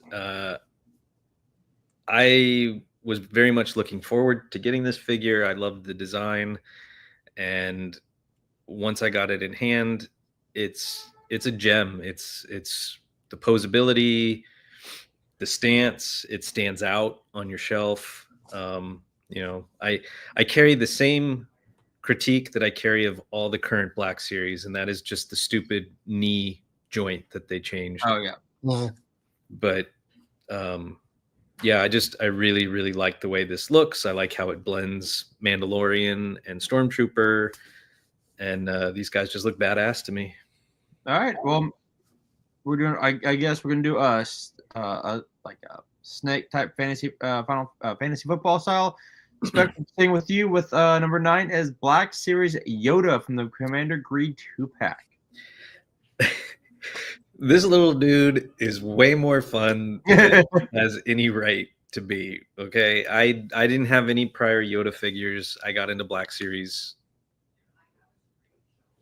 COVID when Mandalorian came out and COVID and everything, and I wasn't backtracking, and so I got it because I didn't have the Commander Gree figure, and I didn't have a Yoda, and like. He is really articulated for being this tiny little guy, and the fact that he comes with the Jedi chair, the council chair, and it's not just a piece of hard plastic. The red part is a soft insert. Oh wow, okay. Which I thought just kind of went the extra mile. And then he comes with 2 heads, so he's got like a softer face, and then the more angry fighting face. I like that face. Yeah. And then he's got the unlit lightsaber and the lit lightsaber, and then he's got his cane, which kind of looks like a turd. But he's fun. He's like you just want to like mess around with him and get him into poses on the chair, and yeah, they did a really great job with that one. Nice. Next we've got Jason's, and yours is the Max Hotspot and Defensor set. Yeah, the MMC, I know it's not an official Hasbro product, but man, Defensor is like one of my favorite combiners from Transformers. And they've done something that you haven't seen. Everything for the combined form is included in all of the robots. There are no separate pieces. So they're 4 down on this guy. But this centerpiece, like everything kind of attaches to it. They kind of took a little bit of what Hasbro was doing, but there are no extra parts. Everything to make that giant robot is on here and on the individual figures. No hands, no feet, nothing's hit, nothing's a separate piece. And there were 2 companies doing a Defensor this year, and I had to decide. And I went like 2 figures in on the other company and was like, can't do this one. But these guys are killing it, and they've only got one left to go till we get the big combined the combined robot. But this is just an amazing, just chunky figure. Feels really good in hand, and I can't wait to combine it. And I kind of don't even want to combine it because the individual components are so good. But yeah, this is just a good fig this year. Is that Masterpiece or is it Legends? It's Masterpiece scale, but it's not Hasbro. It's from a company called MMC. Yeah, no, Hasbro gave up on Masterpiece. Unfortunately, they killed that Bastards. Bastards. Jay, yours that's a badass Transformers. But Jay, yours is the Mafex Hush. When did yours come out? Because was it this year? I think I cheated a little bit. I think this was late last year, Okay. or like mid last year. But I got it this year. And the thing is that when I messed around with this figure, it was like another level. Like I couldn't believe like the sculpt, the accuracy, the paint details, everything about it. I did a whole review on this. But what really killed this thing was the cape. The cape was like absolutely out of this world. Like I could not believe exactly the things you can do with this cape. The way they wired it, it bellows, it ripples, it has this volumetric nature to it, and it's just a next level thing. And then you have the ability to take off Batman's a cowl, and there's freaking Bruce Wayne under there. So you know what? This thing hit all of the nostalgia strings. All the swappable hands make more sense. It's even got a grapple hook and a mini grapple hook. Yeah, and you're gonna lose those 100% guaranteed. That carpet monster is just gonna eat it up, but it doesn't matter. Like seriously, this figure was next level, and you know what? Even it's even got Shartimus's toe articulation. So there you go. It's perfect. It's a perfect figure. It's a damn near flawless figure. I got into Mafex and I really shouldn't have.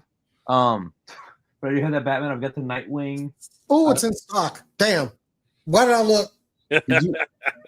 Do it. Yeah, you can go to TitanToys.com if you want, because they did it up for me. These guys are killing it right now. Buy it. You want to. Y'all are horrible people. Okay, I'll save you though. They don't fit in well with DC Multiverse. They're about a head too short. It doesn't matter because this is I got him this year, but he did make my top 10 because he's a 2003. Speck, who do you have? Who you got there? Ooh, wait, you're muted, buddy. You're muted. So I was just telling you, one of my kids has gotten into the Warhammer, so we primed this one. Oh, damn. So these are the first layer. He doesn't even have the contrast paints on it yet or anything. And we drilled out magnet holes to interchange the Tell them how fun that was. The bits. It was a pain in the ass. You got a customizer in the making, brother. That's Got amazing. some different face plates to change out. So yeah, it's pretty cool. This thing's called the Fetid Bloat Drone. Nice. That's dope. I love it. So, all right, sorry. Back to the schedule. No, it's all right. Jason, I just want to show you Superman. No, stop. Just let me know talking about the fit. I didn't mean to interrupt you, brother. I was just like, let me look at I'm just gonna briefly look because I'm like, it won't be available. It'll be too high priced. Nope. Bobby, did I show you my comic store? I guess they got in an excessive amount of the Hush Superman and the Dark Knight Batman. Yeah. And they were selling them for $60 each. And I was very tempted. And I slapped my hand and said no. And they went like that. I got a lot of my Mafexes by selling other stuff on Mercari or Christmas. But I've got Gambit, Psylocke, Cyclops, X Factor, N90s. I've got Nightwing, Hush Batman, Hush Superman, or it's Hush Nightwing, Hush Batman, Hush Superman. And I regret none of it. None of it. They're amazing. They're masterpieces. The Nightwing is fucking badass. That is a good looking fig, man. So it is, and he comes in two flavors too. He comes in the traditional blue and this much darker versions. Yes, I like the blue. I saw the black. I'm like, I've got Hush up there, double signed, and I'm like, just get Hush with Hush. If they had this Batman and he was 60, I would have snagged it. Yeah, 100%. All right, mine. My number was it number 9 was this Tim Drake Robin. Came out this year. He's a fantastic figure. Oh wait, no, wrong Robin. That's I was about to say. Oh, that's the better one, it seems. He's over there. Great Robin. I love the smirk. I love the Jorge Menez design to it. Just McFarlane is hit or miss for me, but when they're hits, they're hits. They're really, really good. All right, now we go. Where do you want me to move mine along? All right, my number 8 was the San Diego Old Man Bruce Wayne and Ace, because who doesn't want a Ace Bat Hound? I mean, come on, this is amazing. Yeah, but mine was the Ace and from San Diego, and then number 7, just real quick because I've got it right here. It's the Spawn Batman, and I found him one time, and I'm like, no, I'm gonna get him because this happened before where I found 2 Batman I really wanted. I never saw them again, so I picked this one up. I regret none of it because this is fantastic. This is Greg Capullo, and yeah, I don't know what makes this one the Platinum series, but it's probably darker color scheme or. Probably, yeah. See, right. That's something weird. It's got to be the colors or something else. Yeah, I haven't seen that one on the pegs. I've seen it once, and the one time I saw it, I bought it. Is that the only way to get Ace? Yes. Wow. Yeah. And Mother's like, yes, it is the wrong Batman. I don't know why Moody included with the. That's my photo. That's your photo. There we go. And I took that photo because all I had at the time was the Mezco Batman Beyond, which now next to my Old Man Bruce Wayne, I have the proper McFarlane Batman Beyond, both versions, that one and the one without the mask. I love. And I actually sold the Mezco version. Smart. Yeah, this is great. And then again, this is the Platinum version, which I don't know why this is Platinum, but it's just a Platinum. There's no variation. Yeah, it's weird. Okay. Okay, so moving on. Number 8 is all right. Jay, it's the Moat Monster. What? Of course. What are you guys talking about? Why is everyone so surprised all of a sudden? You picked the Moat Monster. What the hell? Dude, this is the greatest. This is the greatest thing to have ever come out from Master Universe. Absolute. This is the greatest thing. I regret not getting this. Well, you'd have to put like almost $600 down to get it. So I mean, there's a $600 figure right here. Oh, this is the one with the Eternia, right? This with Eternia, so right. that's the only way to get this so far. So the Powers of Grayskull version of Moat Monster, because we know he's gonna. Mattel's not stupid. They're gonna bring this guy out as a regular figure or a 3-pack or something. But no, this guy was a rock star. As soon as he got it, he arguably, I argue that he actually is what funded Eternia. Okay, like this little guy. As soon as people saw him, people lost their collector. I lost my mind. I said, this guy is absolutely insane. I mean, think about it. He literally was a tiny little etch in the bottom of the original Eternia. Yeah. Now he became a full-blown figure. I mean, he's a freaking rock star. So he is my number 8 figure. And the only way you can get him is by slapping down $600 to get him. It's crazy. I mean, can't argue that. Next, we've got Jason's, and that is Shapes Collections Alloy from PlayStation's Horizon Forbidden West. Yeah, I love the Horizon games, and honestly, I said somebody make me a 1/12 scale of Aloy, and this figure when it came out was like $50, but I think it's been reduced down in price to probably what it should have been. But I mean, the numbers are there, man. All the faces, all the hands, weapon, bow, real string on the bow.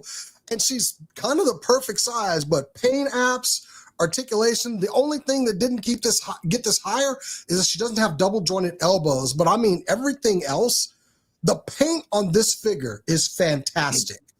It's a standout of the line. Other figures in the line, not so great. This one, amazing. And I'm finally glad I got the main character for one of my favorite video games. So, man, Aloy was a gimme on this list. All right. I mean, it looks like a badass figure. It really does. Yeah, can I just say that I'm shocked that's a Spin Master figure. Like I was absolutely shocked that was Spin Master. Like what's Spin Master known for? I mean, they're fucking. Sorry. They're known for shit. Is what they're known for. That's what I'm saying. Oh my God, Spin Master has this license. Well, and then I actually got an early copy and was blown away. So yeah.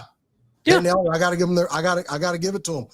Love the fig, and it's one of my favorite games. So yeah, I literally out of left field, completely out of nowhere.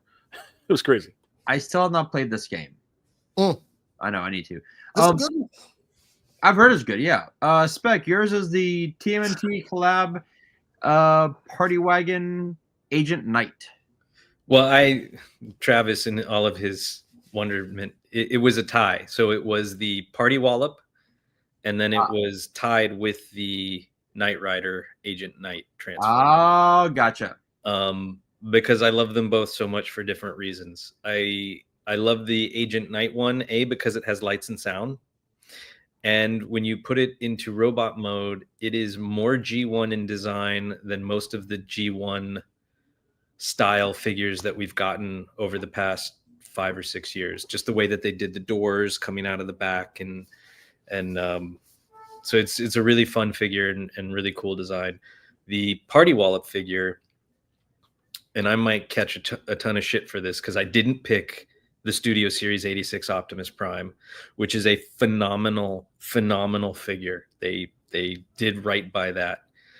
But this figure, with the way that it was engineered, with the fact that it has storage for all 4 characters' weapons, all 4 characters' headpieces with the color bands, the interchangeable letters on the belt, the amount of articulation and posability that they put into it, and just the fun level of it. It's fun to transform. It's fun to have as a robot. In my opinion, this is just one of the best Transformers that they have released in a long time. Speck, you and KJ got me to buy this figure last time I was on the show. I skipped Party Wallop until y'all went absolutely batty over how good this was. And I was like, maybe I need to get the Party Wallop. And I'm so tempted to grab 3 more. I did. You madman. They hit $20. They hit $20. So if I ever saw them for 20, I'm easily gonna have 3 more. But yeah, y'all made me spend money, and I got this fig. So also, yeah, Agent Knight, fantastic. I love mine. I set mine on my masterpiece shelf. Nice. He scales perfectly with them. Hey, real quick, guys. Again, Mother Slug is asking, they don't see the new MOTU crossover with Transformers. I don't think. Do you mean Thundercats? No. He's okay. So there's a Toy Habits broke the news on a possible Transformers MOTU crossover. I don't think it has much. They're saying that, and I love Toy Habits, I really do. But they're saying it's pretty much in the bag. But I'll be honest with you. My take on that, just if anybody's wondering, nobody's wondering, but my take on it is, why the hell are you messing with perfection? Don't touch, like, some things just should not be messed with. Like this is pretty cool. Okay, I was gonna say just earlier, I think their biggest mistake on this is when they're packed in, they have no freaking bandana, and it makes them look weak sauce. Like I remember when I picked one up, I was like, why is there no bandana? How do I know who this guy is? And then I realized, oh, it comes with 4 bandanas. That's the trick, right? But I was like, it looks so weak. When I was like, that was one of the reasons why I didn't pick it up. But then I if it gets down to like $20, who knows, right? But yeah, MOTU and freaking Transformers, there's just some things you shouldn't freaking do, man. Like, seriously, that's just my opinion on it. And if you start doing the non-transforming Transformers, I'm sorry. Transformers are supposed to freaking transform. That's why they're called Transformers. So I don't understand. Like I get it. It's a market for. I'll agree with you on that, and and they almost got into my top 10, but I have the YOLO Park, Optimus, and Megatron, and they are. No, I know where that's going, and I get that. I've seen them. I have, and I'm like, okay, you know what? That if there was any non-trans, like the Red Series is a failure. I'm just going to come out and say straight up, it is a freaking. They don't scale well with each other. Like if you're going to do a freaking Red Series, be consistent. But they couldn't figure out in their wisdom how to sell Bumblebee at a price point which stayed in red. So they scaled them up. That is ridiculous. Stop doing these. They were just terrible figures. I bought the Optimus and the Soundwave at Ross for like $5 each or $10 each, whatever they were, so that my nephew, who was 3 at the time, who was super getting into Transformers, so that he could like play with them.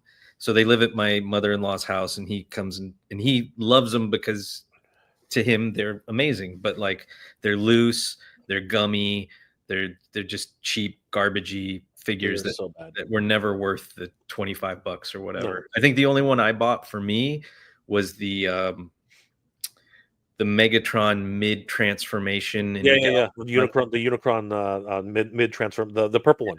Yeah, that was kind of neat. That one you had to get, but other than that, yeah. But Transformers, the word Transformers declares this thing should freaking transform. That's my go-to thing. Like I get it. You know, there are people who like cartoon accurate stuff, but at least if you're gonna go by that logic, then make them good looking at least. Hasbro, like dear God. Which is why, you know, the DX to me is like, yeah, I can see the market for there. But honestly, that's just one of my own neurotic rules of thumb. Like if it's going to transform, it's going to. And the way if you look up the Toy Habits graphic that they have, there's no way they can look like that. Not without being reds or give it to DX. Right? Like I said, some things should just be left the fuck alone. Don't wait. So you're saying that the MOTU crossovers wouldn't transform? If you look at the designs, I can't see it. They would have to be masterpiece in order to fold. You have to make them transform, man. Yeah, you'd have to make them origami, just like MP44. Like, they would cost way too much money.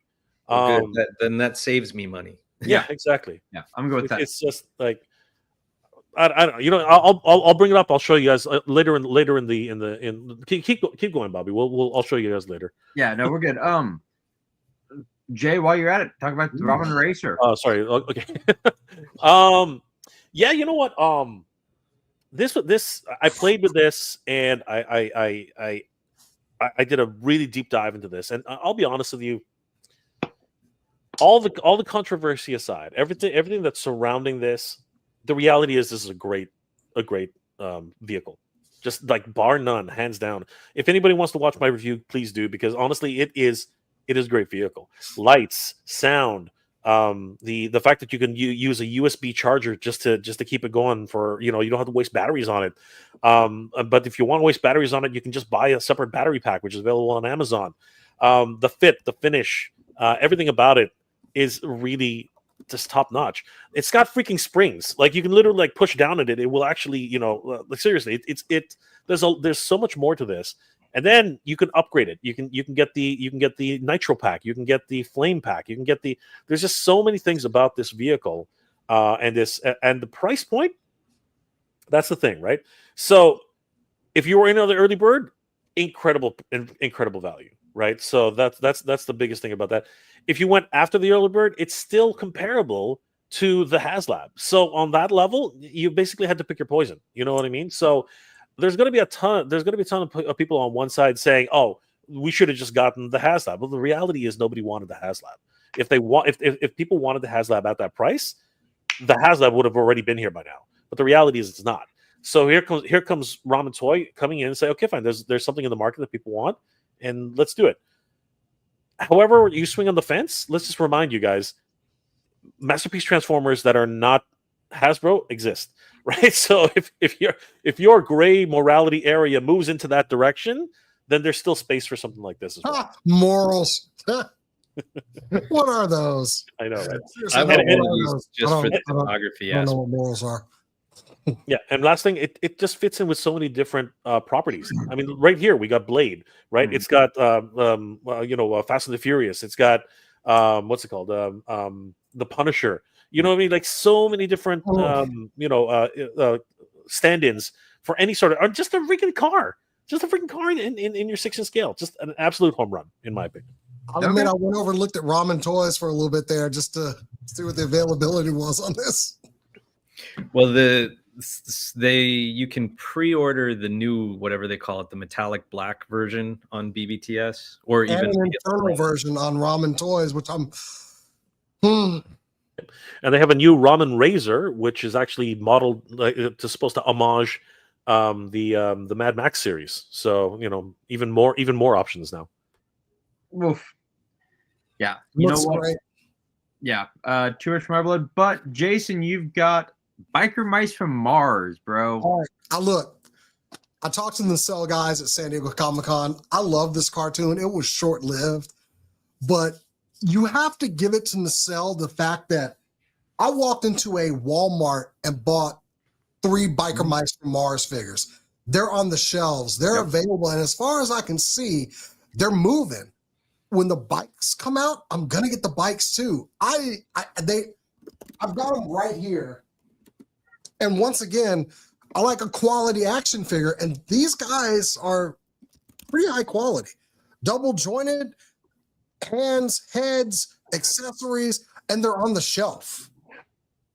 Yeah, I won't lie. I never watched Biker Mice from Mars, but if they do SWAT Cats, I gotta get SWAT Cats. You do SWAT Cats and you give me the plane, I'll pay whatever. I'll pay whatever for the plane. Same. I hated Biker Mice from Mars. You what? I hated it, but it was at that time where it was like the age and everything, and you're like, they're just cashing in on Ninja Turtles. Of course. But perfect animals and everything. I saw the figures on the shelf, and I was like, these look really good. They do. And they did a great job. And I got to see him close up, and it's a good figure. But that's the other part is I was able to walk into a store. I didn't have to special order it from a website, or it was on the shelf and readily available. That's pretty awesome. Yeah, I think that this is their popular line because I've seen the oh god, I forgot the name. The robots.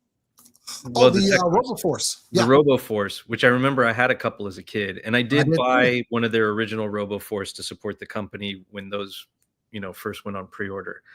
But the new ones that have just come out, and I've seen those have already been on clearance. I've just seen them for full price at the store, but I did see the Sectars. I saw them at Walmart for like $7 each in the clearance section. Ooh. Yeah, unfortunately, with the Sectars, they literally wanted to very much like what's happening with and this is my concern with Mask. Very much like what is going to happen with Mask. They decided, Brian decided that what, these guys have to literally be like Sectars, it's almost like we're just reissuing the original Sectars. They don't have any ankle articulation. They don't have.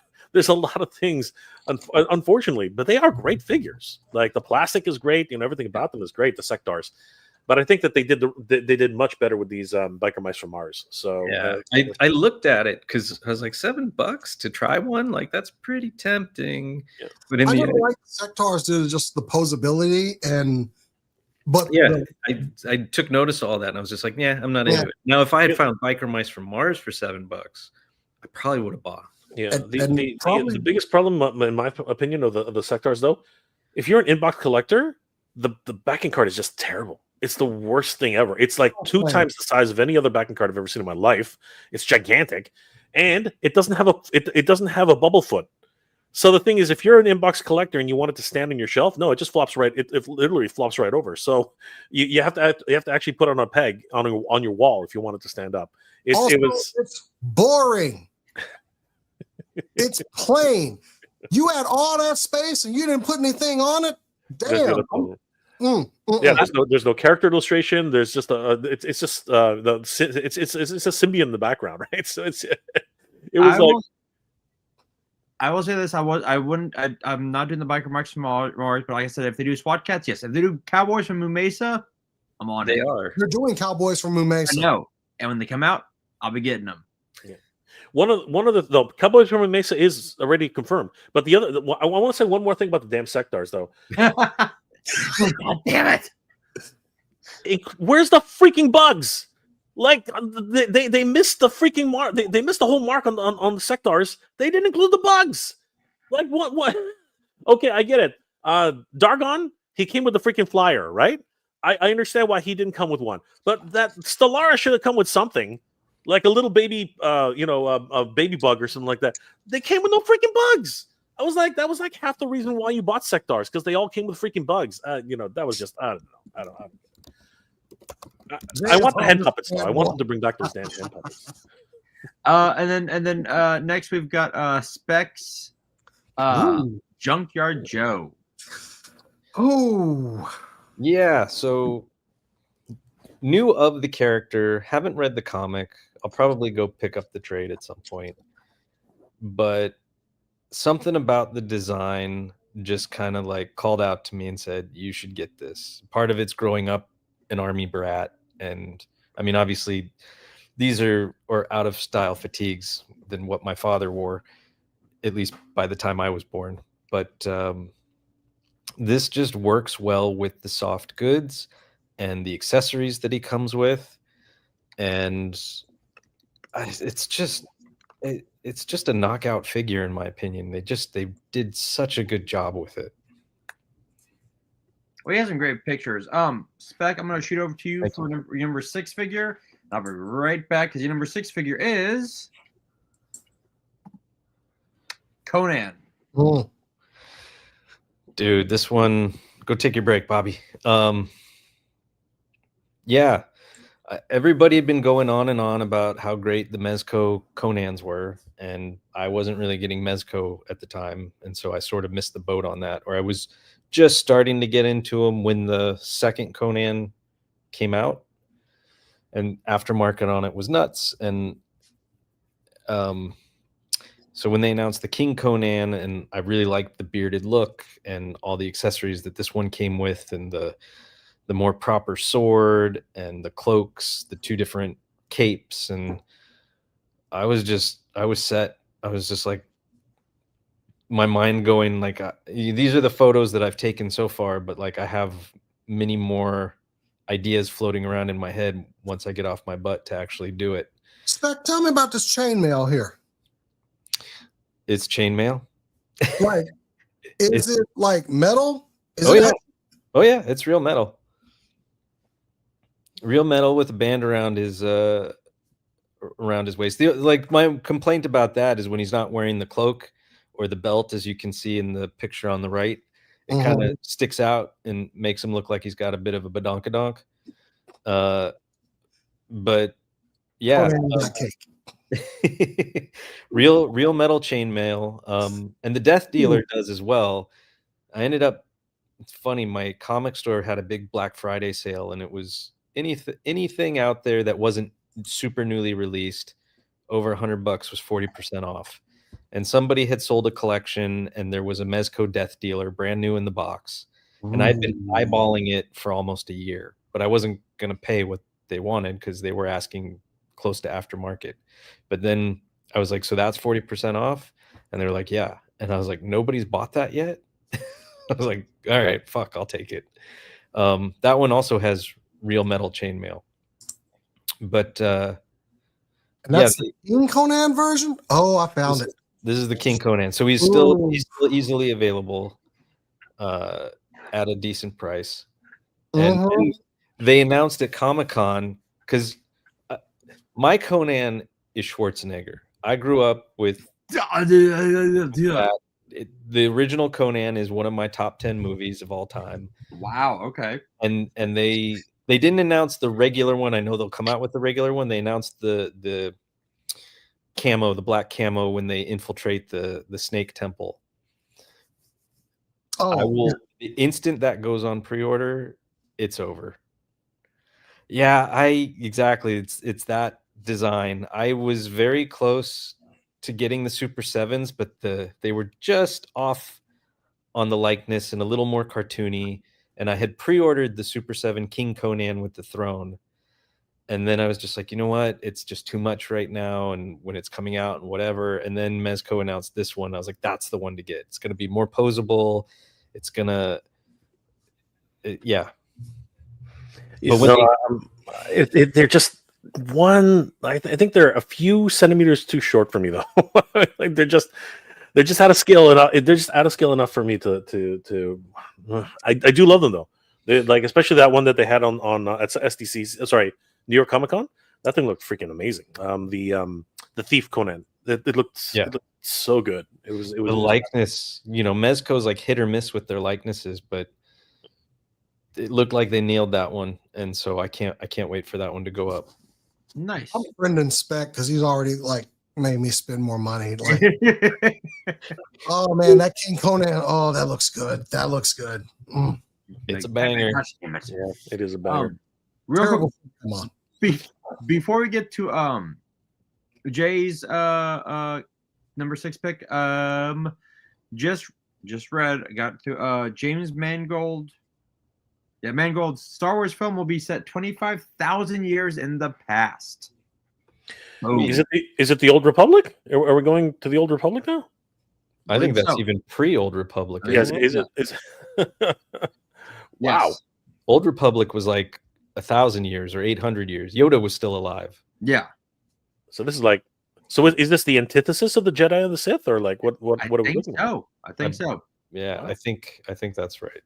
So this is the discovery of the Force and how people should wield it, and it's the evolution of midichlorians. I was about to say, is it Romulus and Remus? Did they meet in the center and all of a sudden have one of them kills each other, like, and becomes the Force? Is that what's going to happen here? I'd be good with that.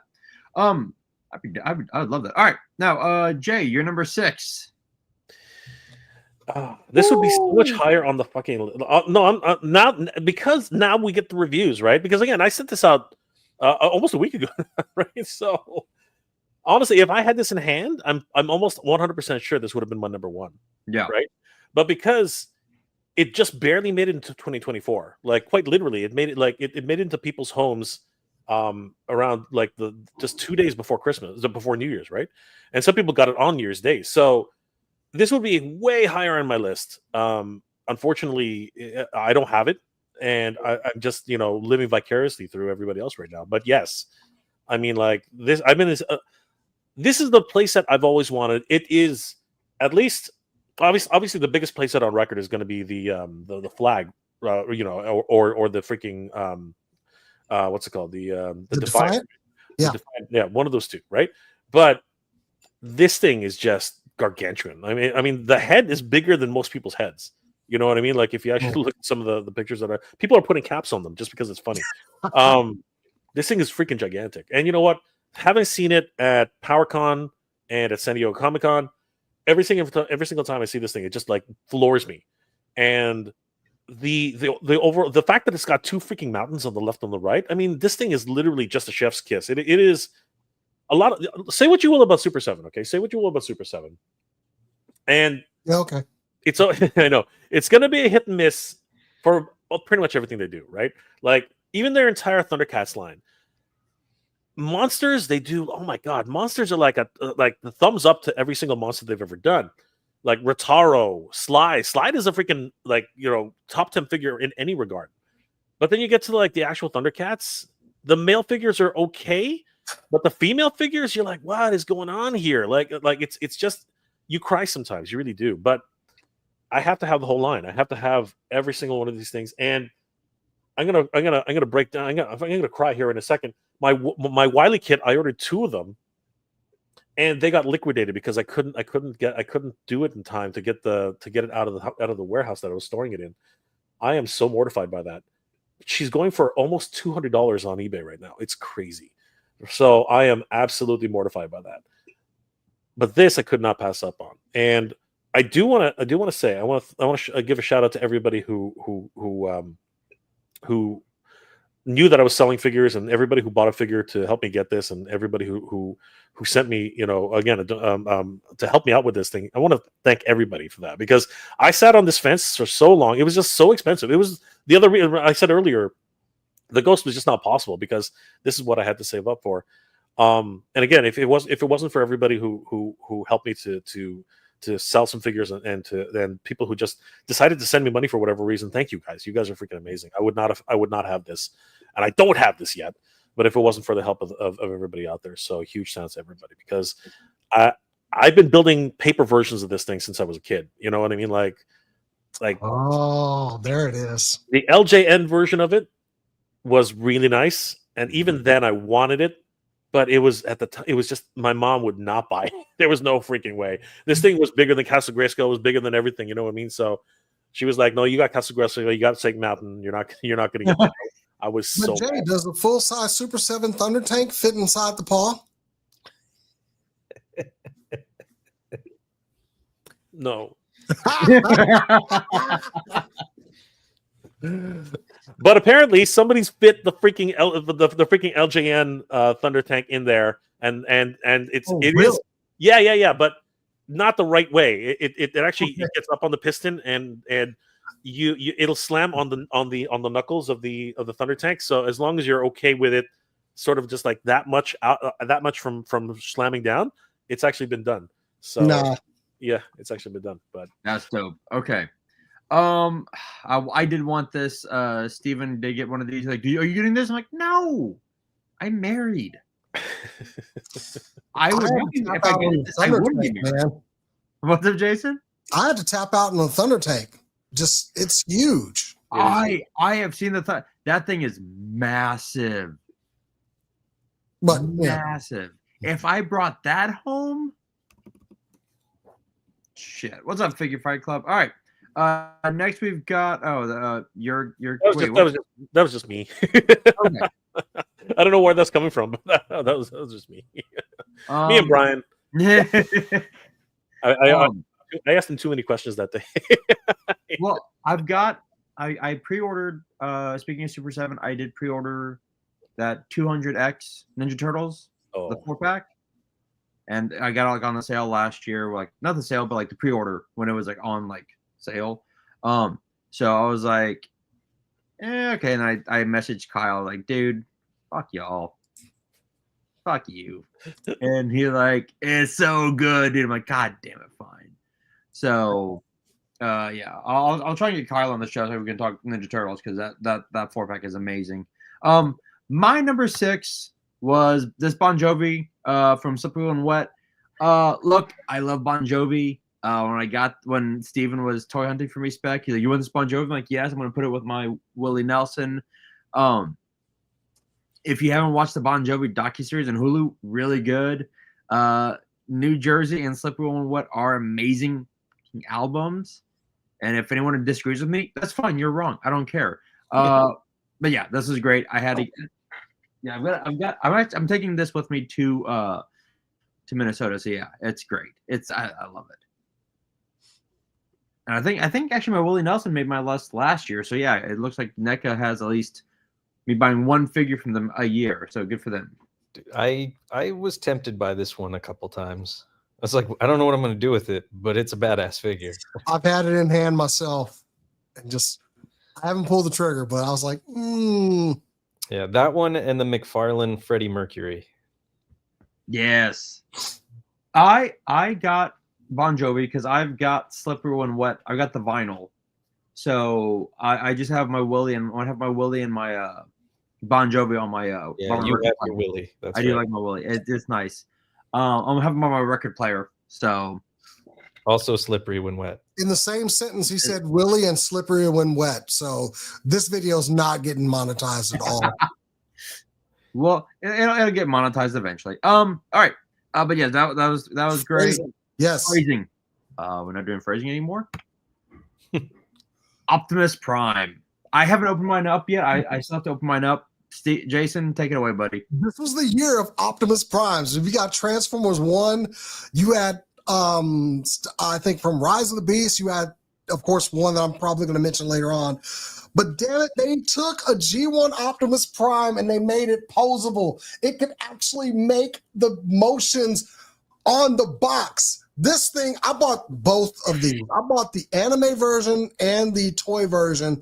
One is sitting up there. I brought this home to compare it to another one, but like you look at Optimus Prime, okay, cool, it's Prime, but then you got elbows and wrist articulation and head articulation and waist joints, and this was the perfect nostalgia piece. And I am in for this Missing Link line enough that I've actually gotten the Cliff Jumper and Bumblebee. I've already pre-ordered the Sunstreaker, but dude, I love this figure. It's just, it's a high cost figure that I've handled a lot, which is kind of surprising. But no stickers pulling off. They're just, everything's painted detail, chrome. You've got a matrix. There's no fists that I'm probably going to end up losing. Yes, 8-year-old Jason lost the fists for his Prime, but they're connected now. Just, I love this figure. And he came with the trailer. And I bought both of them. So, you want to know a secret? What? As a big Transformers fan and collector, I had the one with the trailer on pre-order, and I had to let it go. I had to cancel the pre-order, and I was just like, I wonder if I'm going to regret this. I don't know if I'm going to regret this. Is it going to be just opening another freaking can of worms to another subline? And I was kind of bummed about it at first, but then at least they came out with the Legacy G1. And I was like, good enough substitute. Hey, that one's smaller though, isn't it? That one's smaller though, isn't it? Yeah. Like the legacy version, he's just a bit smaller. He's a deluxe. Oh, yeah. I've got that one. But I know it doesn't compare quality wise, but it's not about quality. It's for me, that was just a nostalgia piece because honestly, I never got Optimus Prime when I was a kid. I didn't have him either. I found one in a park that did not have any accessories, but I finally had the Optimus Prime. Didn't have the trailer, didn't have the fists or the gun or anything. But that was my Optimus Prime, and I never got him. It stuck with me so much that one thing I do as an adult, every year for Toys for Tots, I find a Prime or as many as I can, and I throw them in Toys for Tots because I want some kid to get Prime this year. That's how much that shit stuck with me as a kid that I never got Prime. Is there any diecast on that one, or is it all plastic? Oh, yeah, there's diecast on it. Oh yeah. All right, cool. That's what I want to know. And is that the Japanese version that you got in your hand, or is it the American version? This is the Japanese version I have, but I have the American version up on my shelf over. How about both of them? I have to say I'm disappointed with the American trailer. Why not add a few stickers on that thing? Like seriously, like you can see you can see the screw holes in the side. That kind of turned me off a little bit. Well, I mean, no, the American trailer. Yeah, the Japanese trailer actually came with the sticker sheet. No, I'm talking about the side sticker. Like on the side, you can actually see 2 screw holes in the American. Oh yeah. I actually have the trailer sitting on my little thing at work, but yeah, you're right. Yeah, I was like, why did they cheap out that way? It's just a sticker. Like, add the freaking sticker, man. Like, seriously. But other than that, I do appreciate the Missing Link versions. They do look amazing. All right, number 5. Jason, you are apparently we're saving you number 5 for later. We are. Hang on. I don't know. I just have the notes that Moody gave me. Number 5. We are saving his number 5 pick for later. Stay tuned. Okay. I don't know. But and this one, man, this should have been on my list as well. From Jay, it is the 2-pack. I think we can. I think I already gushed over it earlier, but yeah, no, this thing's amazing. This thing is like the most articulated Cringer, like cat or figure in the MOTU Origins line. Hands down, bar none, there is no contest. If you miss out on this one, you guys are sleeping and you guys are stupid. So no, I'm just kidding. But I mean, like, Jason, I think that was directed at you, buddy. Go grab it, guys. It's freaking amazing. Yeah, it is. It is fantastic. Mine was the Too Bad 2-pack. This was just too good to pass up. I still have it in the box. It's gonna stay in the box. I love the MOTU, the Mattel Collections packaging. They kill it, and I love the way it looks. And I'm like, you know what? Screw it. It's staying in the box. It looks too cool. And then what's up, Jay? Well, the fact that it can actually the way it works is, you know, you can actually have a complete scene when you fold it open, or even if you fold it closed, Yeah. it looks freaking amazing from all sides. Yeah, it was too cool. It was too damn good. Mattel kills it with the packaging. I know we've said it over and over and over on this show, but like whoever does their packaging design, I hope they get awards for it because it's just so smart and fun and inventive. What I really appreciate about Mattel and Mattel Creations is their creative director for MOTU, Roy Juarez. He goes out of his way, at least on his own Instagram channel, to credit all of the people who work on the designs, and it's a huge thing. Because being a designer myself, that's massive. Because we never get credit for anything, you know, packaging design wise. Nobody ever gets credit for packaging design. So I really do appreciate what Roy does for his people. So yeah, I mean.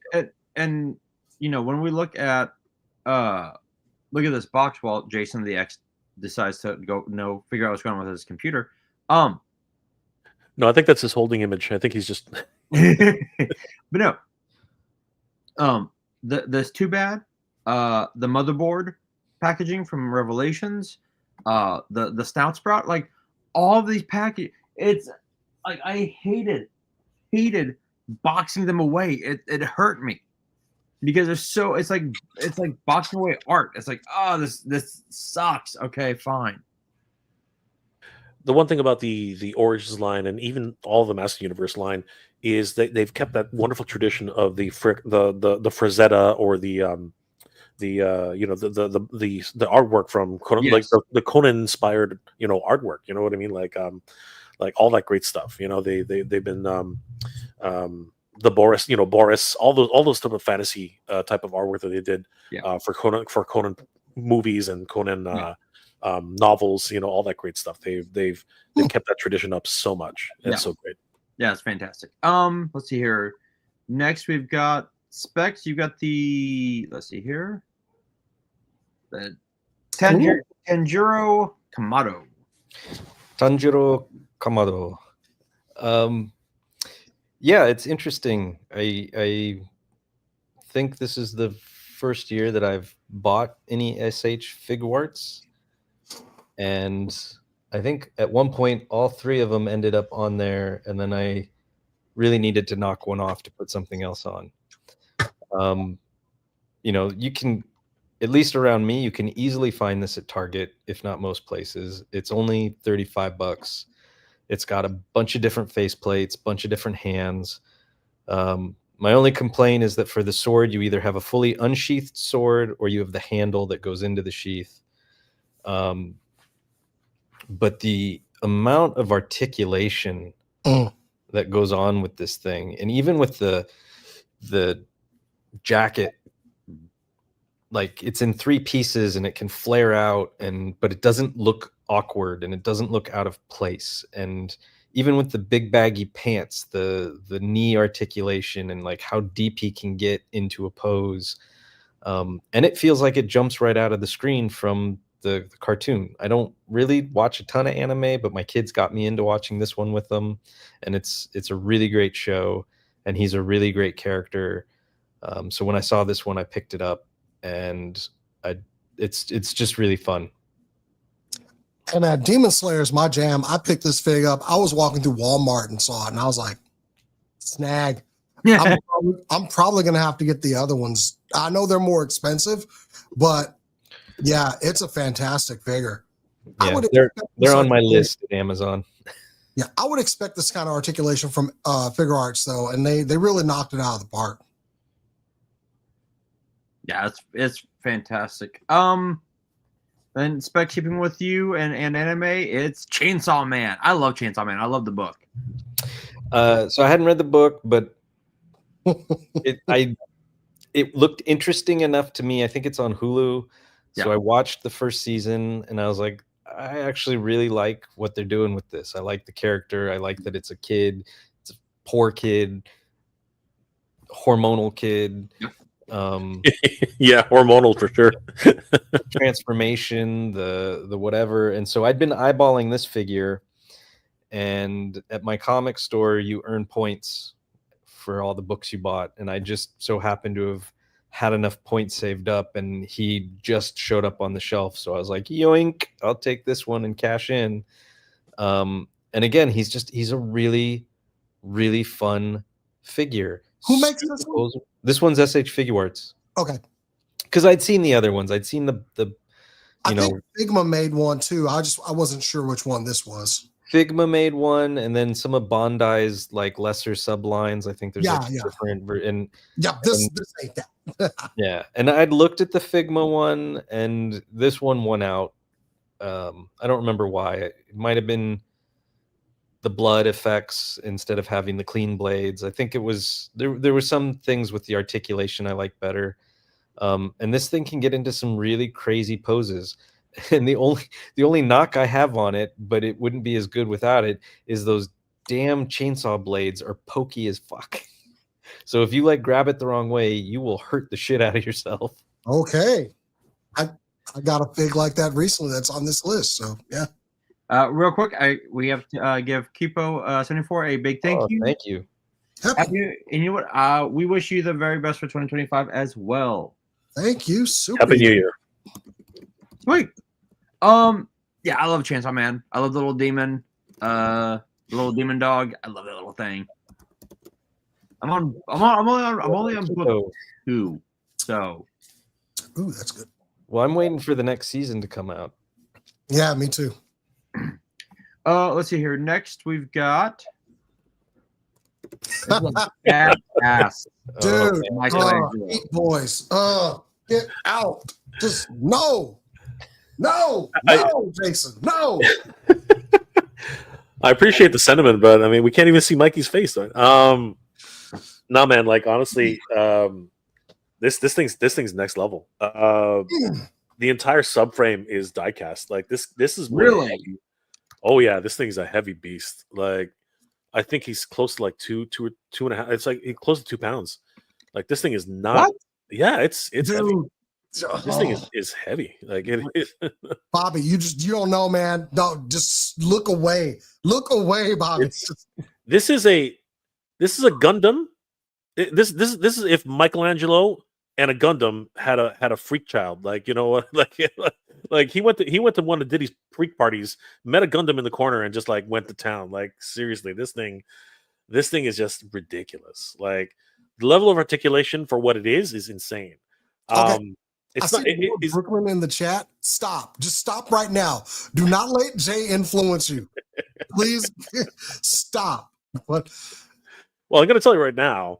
The time to buy it is now because the prices are fluctuating because it didn't sell nearly as well as they were hoping, but people are starting to notice now, and in certain places you can get it for pretty good. So wasn't Leo the first one? Leo's the first one, right? Okay. So the thing is, Leo. If you can find Leo for a good price, grab it, right? Mikey is the first one with any real motorized parts, right? So his Gatling gun. What? His Gatling gun moves if you when you put the dime battery on it, it like the magnet to activate it. There's no switches. You just activate it. The lights, the eyes light up. The Gatling gun rotates. This is like that. The closest I felt when I was playing with this thing was my motorized Voltron from freaking way back in the day that Pixel Dan just found in some sort of random store. What's wrong, Bobby? Question. Just morbid curiosity. Yeah, sure. How much was it? Canadian, it's about Canadian. It's about $300 Canadian. Okay. I can't afford this. Good. American 184 for Leo and 179 for Mikey. Yep. Jason, close your web browser. What's the scale on these, Jay? They're not that small, man. These are I think 8.5 inches. I think they're not small. They're pretty stout. Curse you, Mega J. Don't do it. But forget it. But here's the other thing: the amount of accessories that this guy like. He's all geared up here, but it's the detail that's put into it. I don't know, Bobby. If you look closely, right by his vent, right by his two vents, they've got a port there. You can actually, if you take your phone and you go on macro lens, you can actually read the print that's on that it actually says right there on the top part of his breast. it's so detailed, so fine that everything is actually labeled 100%. I don't know what type of printer they're using, but it is ridiculous. So if you're a Gundam fan, tall. Wow. Yeah, it's pretty tall. Like I'm probably misremembering it, but it's bigger. It's way bigger. I think it is close to 8.5 inches. I think. It looks like Leo's getting a re-release too. Yeah, right. It will, right? But you can probably find him. He's all over the place.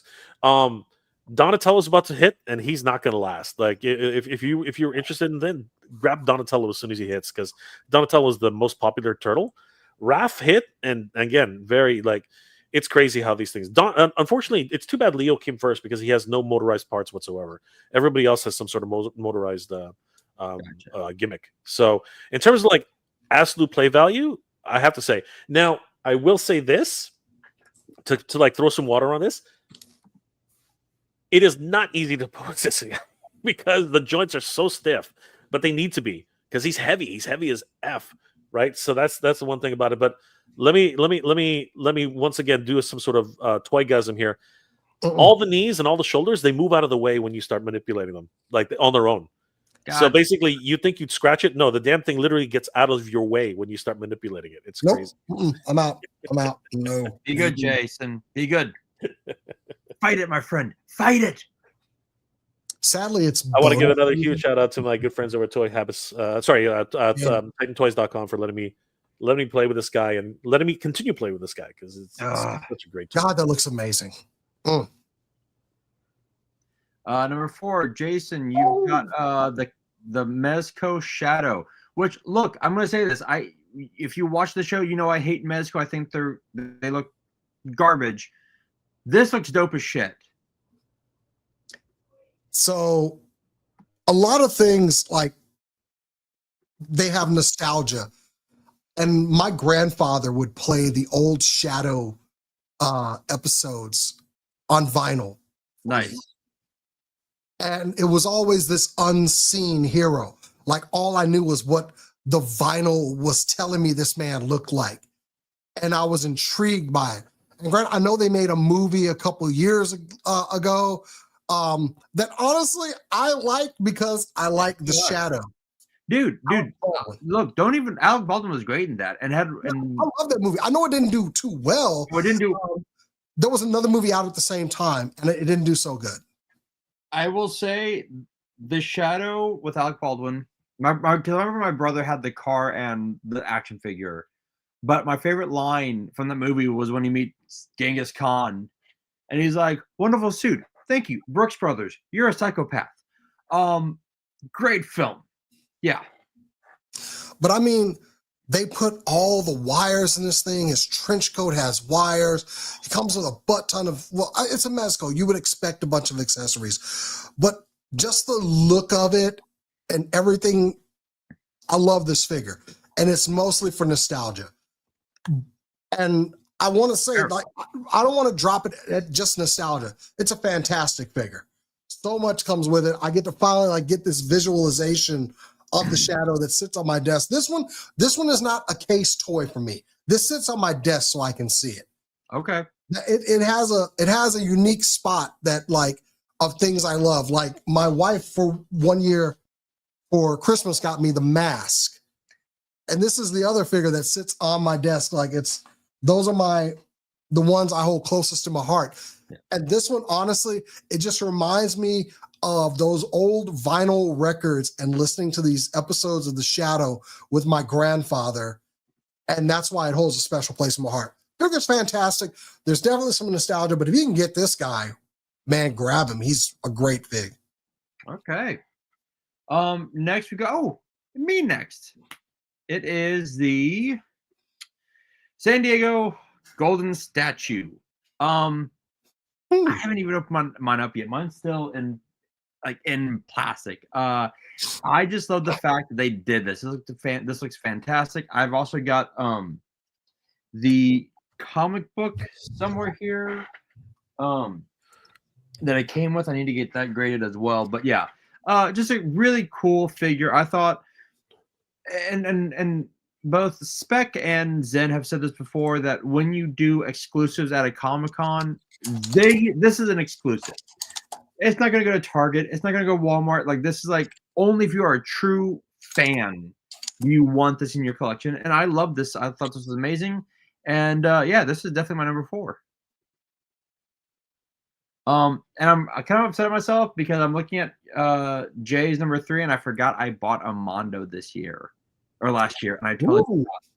Yeah, I got I actually bought a He-Man, and it's I still have to unbox it, and it's amazing. I know it's gonna be amazing, but all right, number 3, Dark Side. This is a beefy boy. Looks straight out of Superpowers. McFarlane did an amazing job with this. I have it right now with the Omega Beam coming out of his eye. This is fantastic. If y'all have this, you know it's amazing. If you don't have this, I'm sorry. I also have him doing like the acknowledge me finger too. So Dark Side is the OOTC right now in my collection. Let's just be real here. Were there multiple versions of this one, or just one? Just the one. Okay, I thought they might have done a recolor or something, but no. I think that's a wired cape, isn't it? It's a wired cape. Looks like, yeah. I mean, I pulled him up, and he's like in the back of my Justice League, but he's a good 8 inches. Yeah, this one's a mega fig. Yeah, he stands a good inch over everyone else, and he's behind my Justice League. You know, he wants them to acknowledge him. Let's just be real here. And this figure is fantastic. Jason, I know we were talking about that about Monday night. I finally saw Raw today, and I'm like, all right, it wasn't bad. I liked it. I liked some of the I liked the wrestling, and I liked the booing. Let's just put it that way. But moving on. But this was a great figure, and I thought McFarlane really did a great job of both respecting the past and making this a really great push into the future. Tony, we do not acknowledge the Task Force figures because they're garbage. They're hot garbage, and even if you were to like repaint them, maybe then they'd be less shitty. But they're garbage. They're garbage, and they deserve to be. It's like the scene in Futurama where Zoidberg yells at Fry, "You sound bad and you should feel bad." Like McFarlane should feel bad for making those figures. Just saying. All right. Next we've got Specs, John Wick. Oh. Yeah, I'm a Speak big John Wick fan. Huge John Wick fan.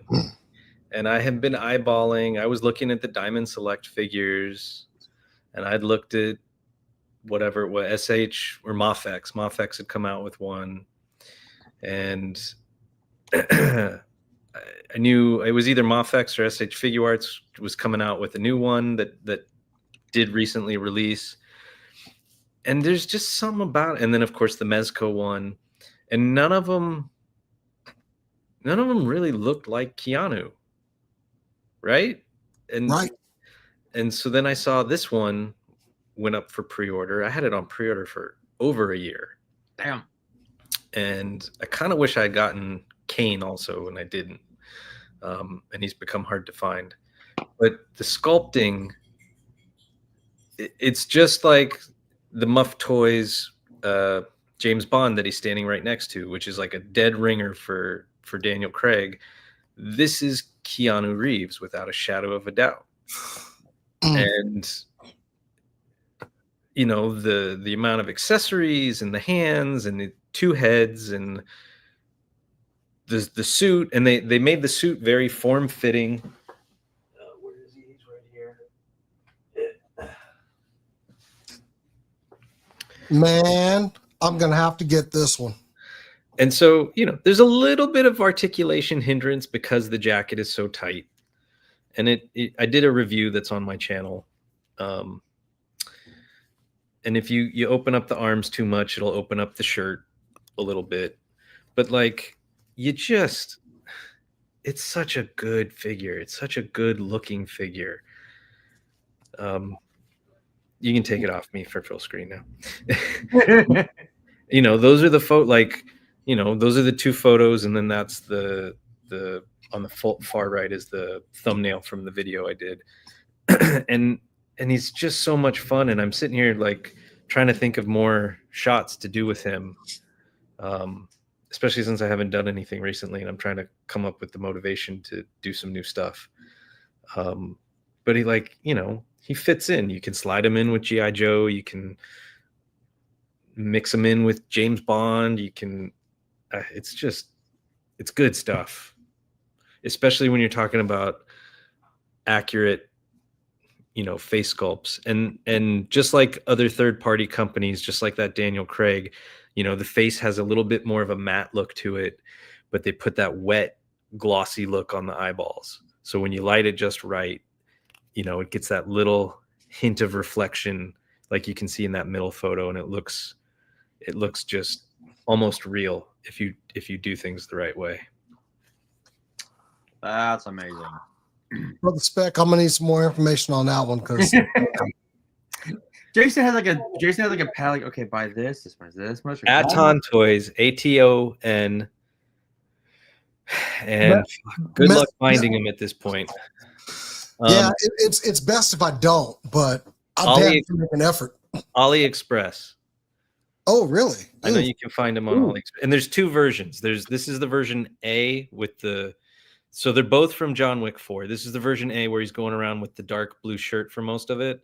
And then there's a version B where he's in the 3-piece suit from the end of the movie. So he's got the white shirt with the black vest and then the black suit. Okay. Well, oof. That one's a good one. That one's a goer, man. That is good. Real quick, yeah.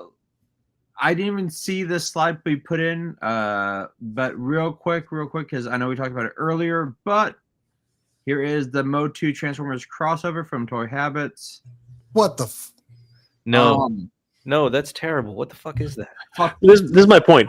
Like, don't mess with something that doesn't need to be messed with. Okay, this is bullshit. No, they're not doing that. This is like, hold up. I saw this shared on something else that this was like this is just somebody's art. Yeah, that's fan art. That's what I'm saying. Like, but the thing is that there's a rumor going around that this is like, obviously this is not what it's gonna look like. Yeah. Right. But here's my point. These look decent. Okay, I'm gonna go ahead and say it. If there was gonna be some sort of crossover, I would like them to look sort of close to this, but it's not gonna happen, right? Because again, these are, if anything, red figures. You know what I mean? Like, like the proportions here are impossible unless you want to go masterpiece, right? This is not gonna happen, right? But apparently, there's been a leak somewhere that there's been a patent or something like that. You have to read the article. Head over to toyhabs.com, read the article. They go into detail as to what's going on. And apparently there is some sort of talk or some sort of confirmation that there's some sort of like Transformers crossover.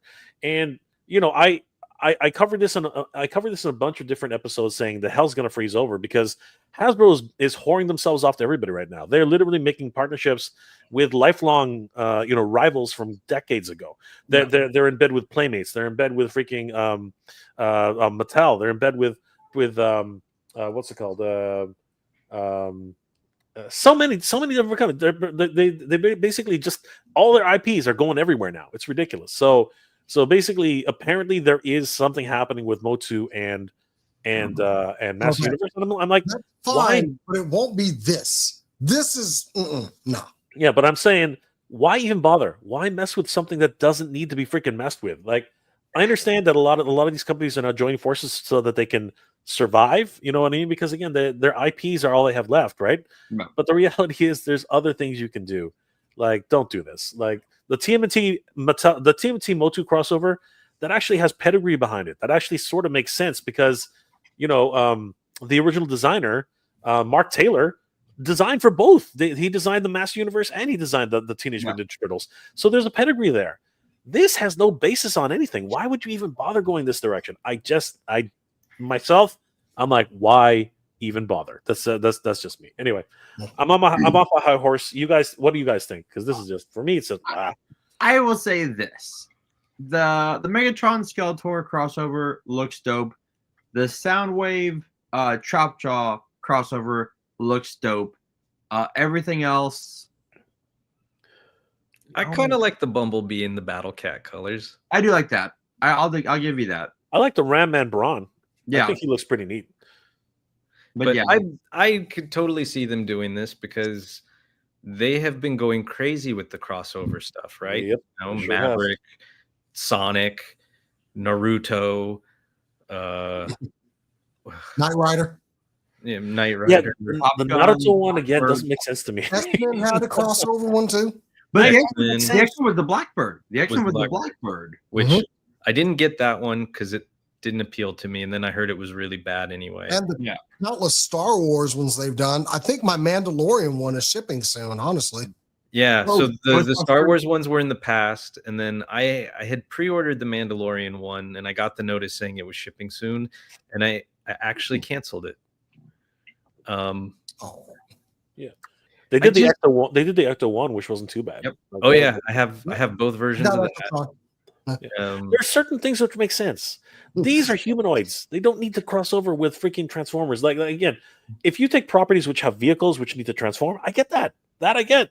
They had what was it? They had the DeLorean. The DeLorean that was awesome. Oh, that was a great You're one. fucking Yeah. Stranger Things fan. Yeah, I Yeah, had that one too. Because that was actually a good fig.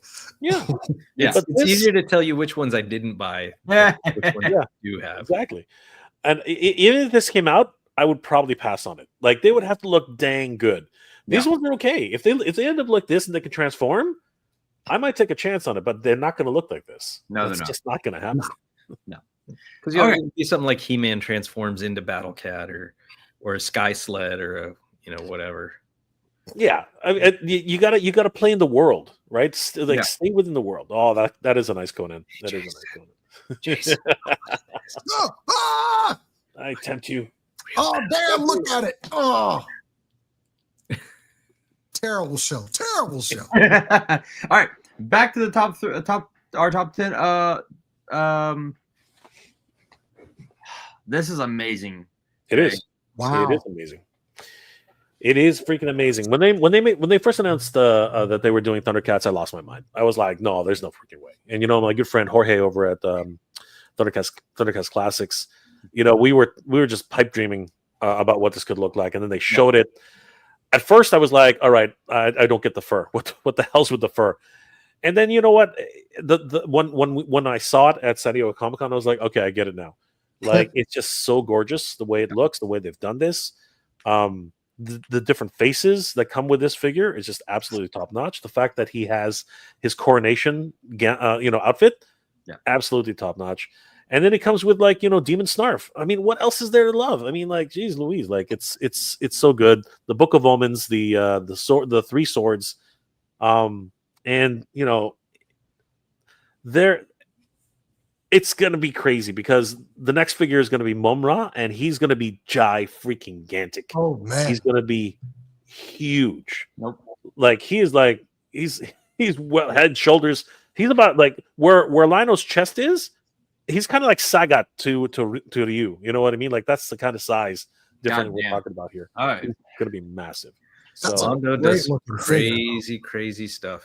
Yeah. Jeez. and Mondo is just, I don't know if you guys saw, but the Mondo licenses that have been announced for 2025 are bonkers. And they're Like, going they have into Naruto. 112. You know? Gotta stay away from Mondo. Too much. Sorry, space. not They Naruto. give it way They have too much Yu-Gi-Oh. space. They have Yu-Gi-Oh. My apologies. They have Yu-Gi-Oh. They've got A Night Before Christmas. Oh, They've they're got about to make money. so many crazy things going on right now. Absolutely Well, crazy.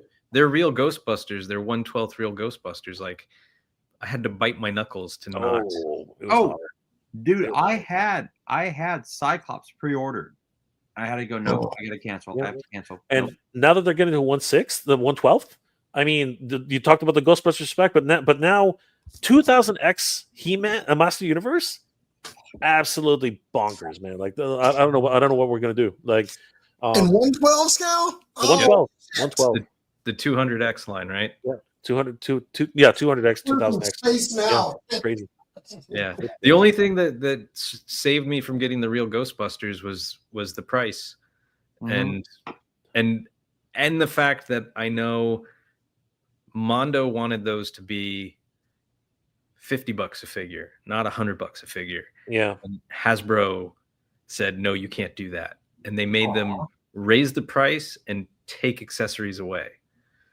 What? Really? Really? Ridiculous. Because they're the master license holder. And now Hasbro might be giving that license away. So I don't know what'll happen. But like, Well, I think they got to at least finish their run. I mean, like they're not going to leave them holding. They got to at least. Oh no, like Mondo, I think will finish. But I think I heard I heard, I have no confirmation of any of this, but I heard that Hasbro got rid of their Ghostbusters team. Oh, that. I see what you're saying. And that Hasbro might get rid of the master license. I can see that. Hasbro, fucking what? Just the only reason I got the He-Man Mondo was because I got him off Sideshow, and it was in payments. Yep. Yeah. That's actually a really big thing. Because honestly, when you go 1/6, it's a hard game, man. Mm-hmm. Like 112, like Japanese 1/12 is already hard enough, right? But when you get anything close to 1/6, it's like that's a thing. But the Batman the Animated Series line is just insane. If anybody's seen Clayface is next level. It's just ridiculous what they're doing with it. So. Yeah. Actually, let's see here. Yeah, this won't be in my top 10 because it's an older figure now. But as my bonus for my company, I got $100. No, I'm sorry. I won. I told you, Jay, when I got my backpack, I won two. Trivia nights or two trivia rounds with my company, and the other gift was a $150 gift certificate to eBay. And here's the thing. I got, and like people like wanted to be on my team because I won two other people a Loungefly backpack along with me, and then I won another guy that was on my team the other 150. He didn't. No one answered questions. It was just me. Like I carried the team. I was the Frank Langella, minus the sexual harassments, and I got us 150 eBay gift card. And with that, I bought finally, it's my grail for Hot Toys. I might be done now with Hot Toys. Captain America First Avenger Hot Toy. Nice. Complete. Awesome. Yes, for 150. Staying away from Hot Toys. You and me both. Can't do it.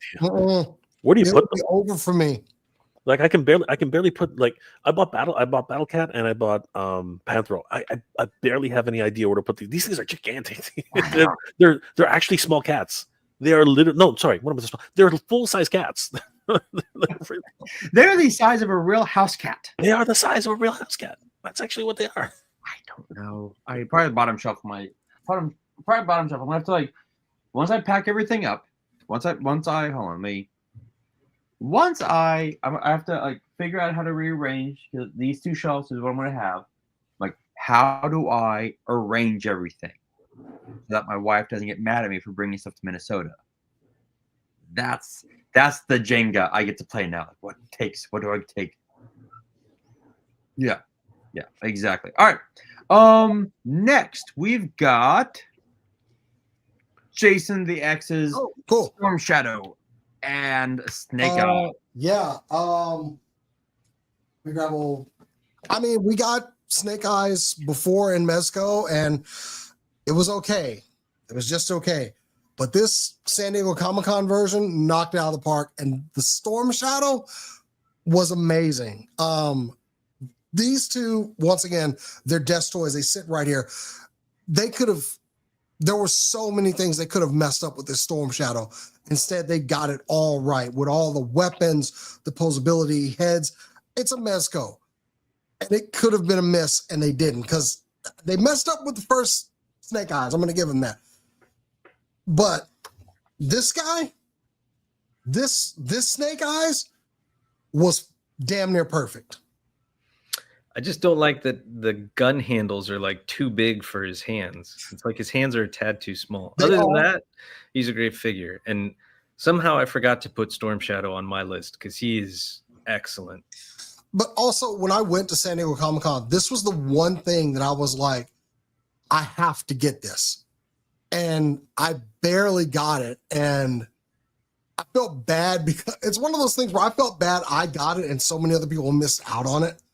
But it's so worth it for this figure, and it just blows past the Ninja design.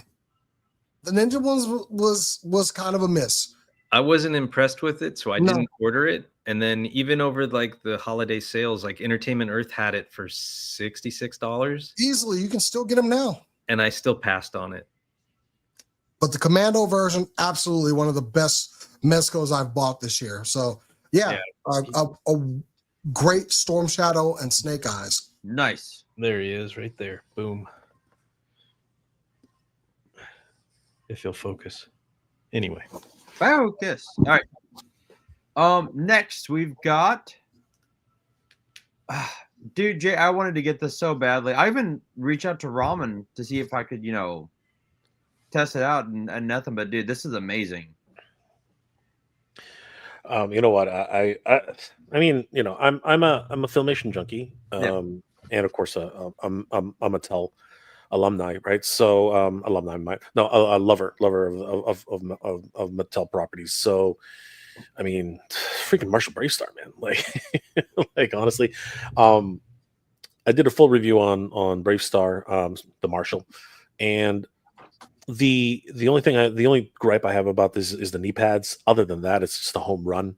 Everything about this, the nostalgia, the swappable chest pieces, if you order it direct from Ramen, you got 2 pieces of Curium, you got the amulet which gives him his powers, you got the shield, you got the rifle, but he's got a tomahawk, he's got a neutron blaster, he's got the hat, he's got the visor, he's got absolutely everything. And this was the big question for a lot of people. It's like, well, are you going to have any other figures? And then all of a sudden they drop 30-30. And you look at 30-30 and you're like, God, what the hell is that? And he is ridiculous. He even has, in the words of Bender, a shiny metal ass. Like he's actually got a shiny metal ass. Like it's awesome. Crazy.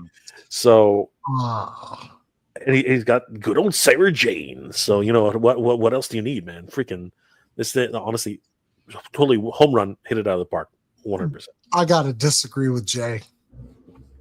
I had such high hopes for this figure, man, but just everything falls off of it. The hat's too big. That is true. I could barely get through the review when I reviewed it. Mind you, I love the Bravestar cartoon. I pre-ordered this day one, and I was expecting better, man. I would have loved to have put that one on my list, but the only reason I didn't get him is I get to show this off again. Is I have the original Bravestar. That's so good. Yeah, that is so good.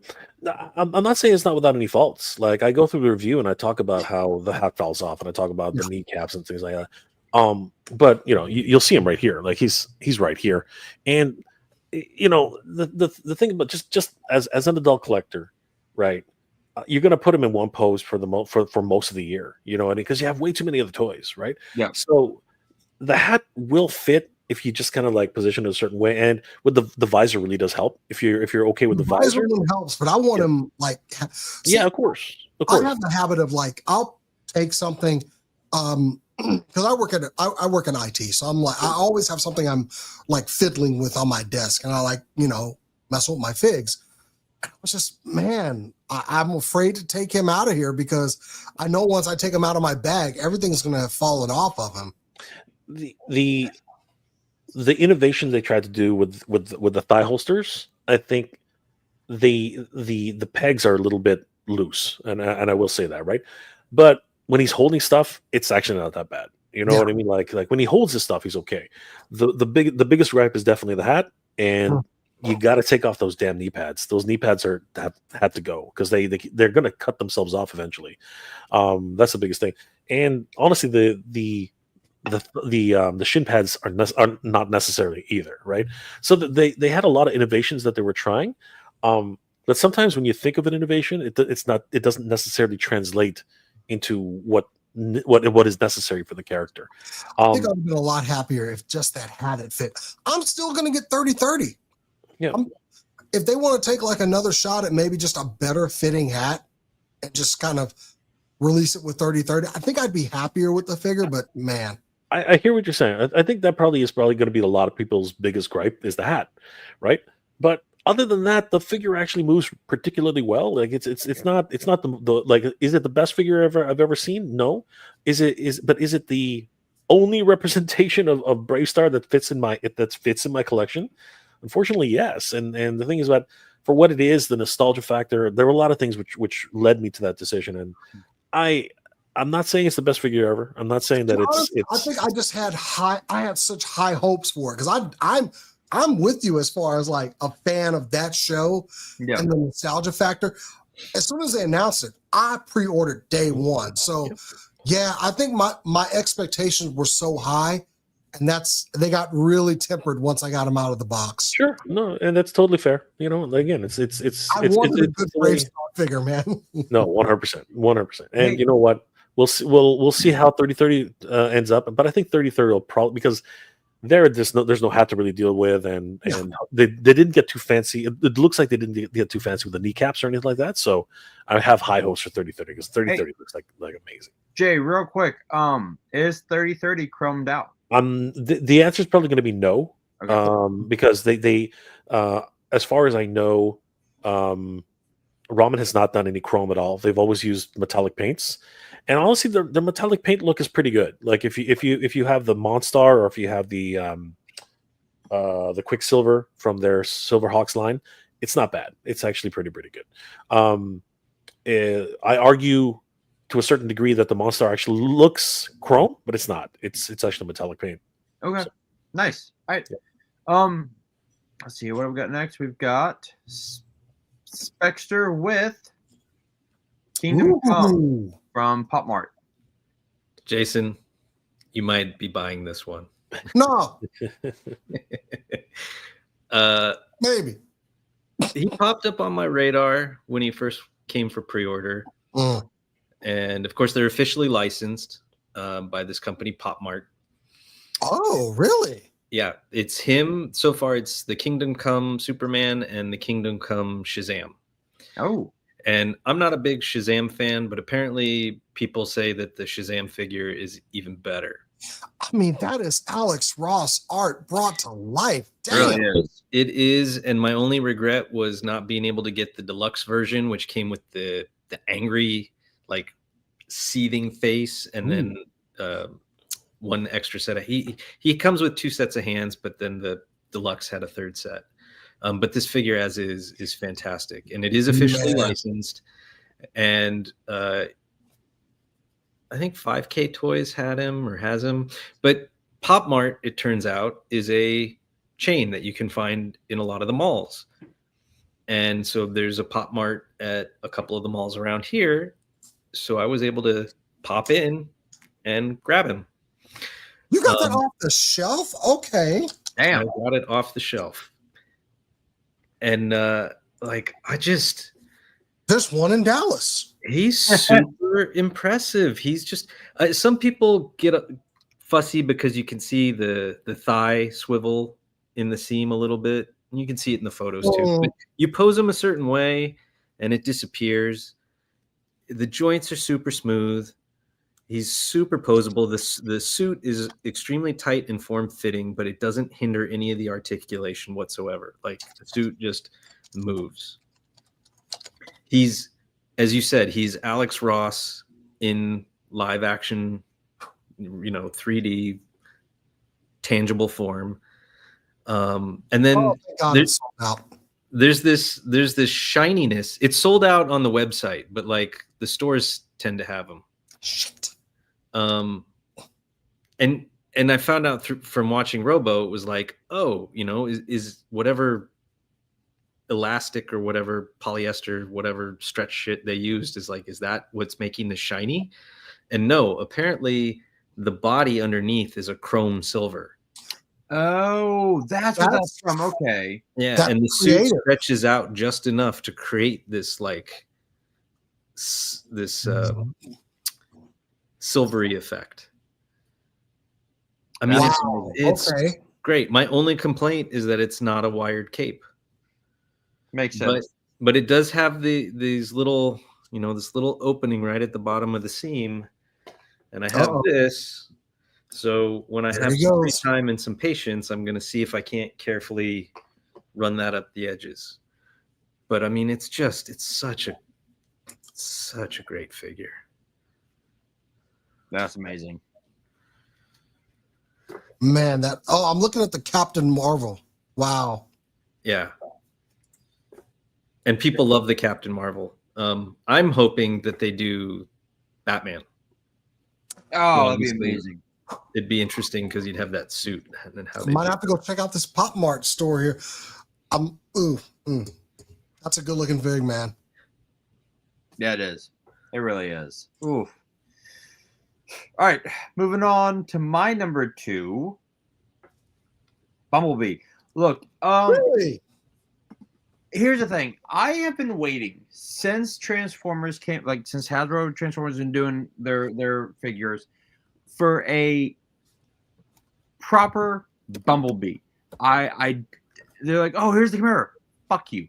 Well, here's his Cybertron version. Fuck you. Here's his Bumblebee Camaro version again. Fuck you. Where is my goddamn bug? And I get it. And I remember I pre-ordered it and I forgot about it. I forgot I pre-ordered it. Came in, I'm like, oh, what's this? I open it, I'm like, oh, finally, it's the Volkswagen Bug Bumblebee. I have it around here somewhere. My office is a mess. I'm packing. I love you, Jason. How you have the figures I have on my desk are the one that I kind of play with. I have Bumblebee on my desk because he is so goddamn good. And I have not seen him in any Target here in Houston. That guy's kind of a peg warmer right now. I have not. I love mine. Don't get me wrong. I'm happy this is your number 2. I love mine. Yeah. He's a great figure. Like I pulled him out. I transformed him. I had him. I have him like in the stands, like running with the gun. I'm like, I'm like, I finally got the Bumblebee I have been wanting for the past 8 years. And granted, it's not quite Bumblebee as far as vehicle mode, but it really does excel in robot mode. I know a lot of people were on the fence, like on the look. I was like, fine. If you got the Netflix, well, actually, no, I would say if you got the Netflix version, be happy with that, but that sucker's hard to find. So I just want to point out, number 1, Mother Slug, still not a VW bug look. No, because this one is designed more after the cartoon. And so the vehicle mode is more cartoon accurate. Exactly. I do have the Netflix version. I was very fortunate enough to get one. A lot of people like to complain because it's a dark yellow and not the bright yellow. And it is hard to get a hold of. But, and I think they're still available for pre-order, Walmart is getting their next exclusives or whatever are retro Transformers. And the first 2, and they're carded, that you can get is Gears with the actual face that he had as the figure. Yep. And Bumblebee using that VW mold in the bright yellow. So if you want that traditional Volkswagen Bug in a bright yellow with a Bumblebee, go pre-order that one. Well, this guy actually replaced, he knocked my Netflix Bumblebee off the shelf. Mine I too. like it better. Mine too. Yeah. Like, but I still have Gold Bug also. So Gold Bug is still on my shelf. Like, and I get it, but like this is what I've been waiting for since like the line came out. The only Transformer I have left to get really is Beachcomber. That's it. I'm done. For some reason, I have him, but for some reason, he's another one of those where it's like he just didn't really show up anywhere. Yeah, I never saw him on the shelf. I see one. Yeah. But in the weird of how this all works, he'll end up at Ross in a year. Like, yeah. If he actually shows up. If he actually shows up. But that's the thing is like kind of a couple of lines back, honestly. Yeah. But I mean, like I don't know where I got him from, but I got him. So the Rise of the Beasts, Battle Trap, and Cheetor, like you couldn't get them. Like once they sold out on Pulse, they were gone. I walked into Ross, and there they both were. It was like, what? I don't know what was up with that Rise. The distribution on that Rise of the Beast line sucked. Yeah. I haven't even seen the Mirage, so I don't even care. So there's a lot of questions as to why the investors are asking, a lot of questions. So like, I still maintain that after like pre-pandemic to post-pandemic, and even during pandemic, the distribution just fell apart. Like there was no rhyme or reason why nothing can get to Walmart. Like it doesn't make any sense. Yeah. Like what did all of the freaking trucks start deteriorating while they were staying while they were in storage? Like I don't understand how all the lines of distribution just fell apart. It's just absolutely insane. Like I understand when it's coming from a different country to here, the shipping situation there is just stupid, right? Everything's just falling apart like because of greed. But when it comes to like transcontinental stuff, that should not be that's been in place for centuries now. You know what I mean? Like, it's just ridiculous. I don't understand. That's why all the stuff I cut 90% of my pre-orders. I still have a bunch of figures coming in because I have Speck and Steven just get my stuff from in LA and ship it to me. I'd never see any of this stuff. Like all my MOTU figures, I never see here in Houston. Like my Bon Jovi, LA. Like all my stuff comes from LA because of like Speck or Steven. All right. Number one for for me and Mega J is also Jason's number 5, and that is Optimus. If I understood the assignment better, this guy would have been I didn't make my list correct. That was my bad. But dude, this is amazing. The best mainline Optimus Prime, hands down. Like I have been waiting for this one because whenever they would do some Optimus, I'd be like, "Hey Speck, is this?" He's like, "Nope, keep waiting, just keep waiting." "Hey Speck, stop! I will let you know when to pre-order." Fine. Then this drops, and he's like, "You can now get this." I'm like, "Fuck yes!" This is a mini masterpiece. This is the equivalent. Like there are things here that they should have done in the masterpiece version. Like the masterpiece version's legs are just too complex. This solves so many problems that the masterpiece version actually has suffers by.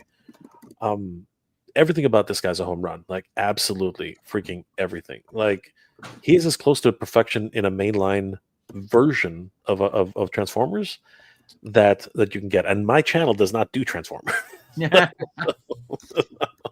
So when I feature Transformer as my number 1 pick, it's good. This thing is absolutely, it is a love letter to the fans. Yeah, it truly does deserve the 8.6 badging. This is absolutely unequivocally the best Transformer that's come out on the main line in a long time. Absolutely long time. Okay. I gotta give Todd a thanks for that for his Till All R1.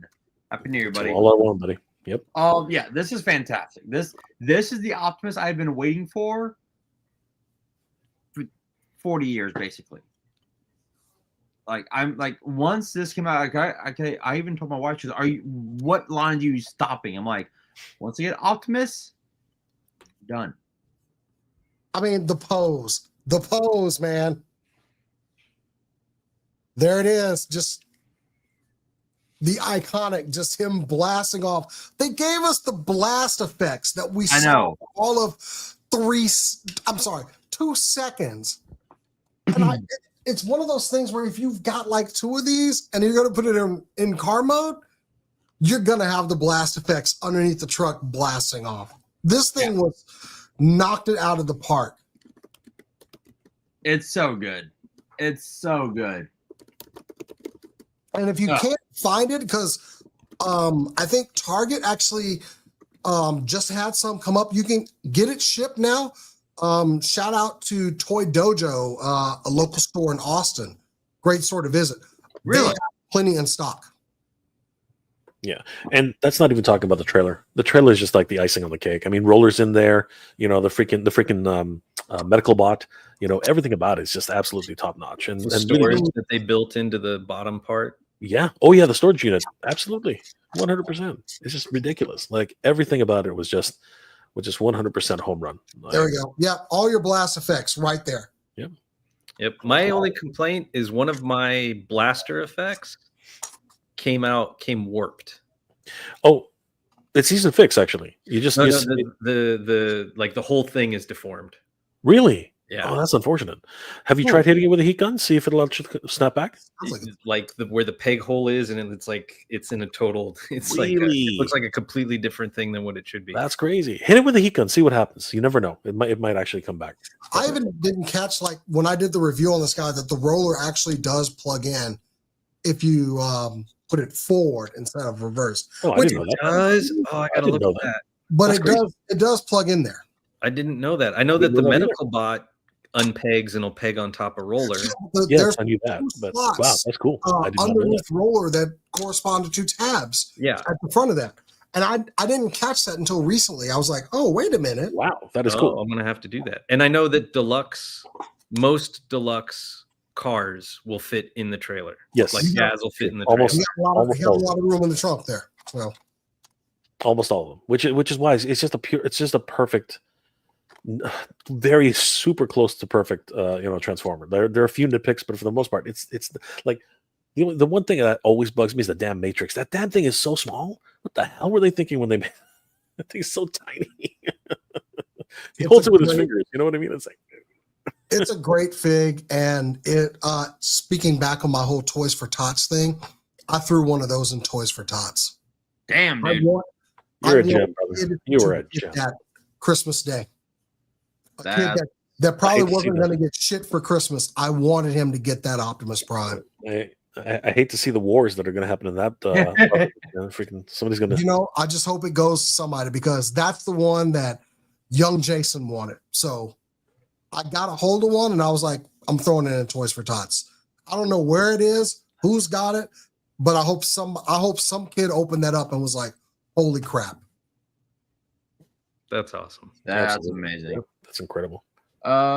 Jason, we're gonna kick it back to you because you're number one.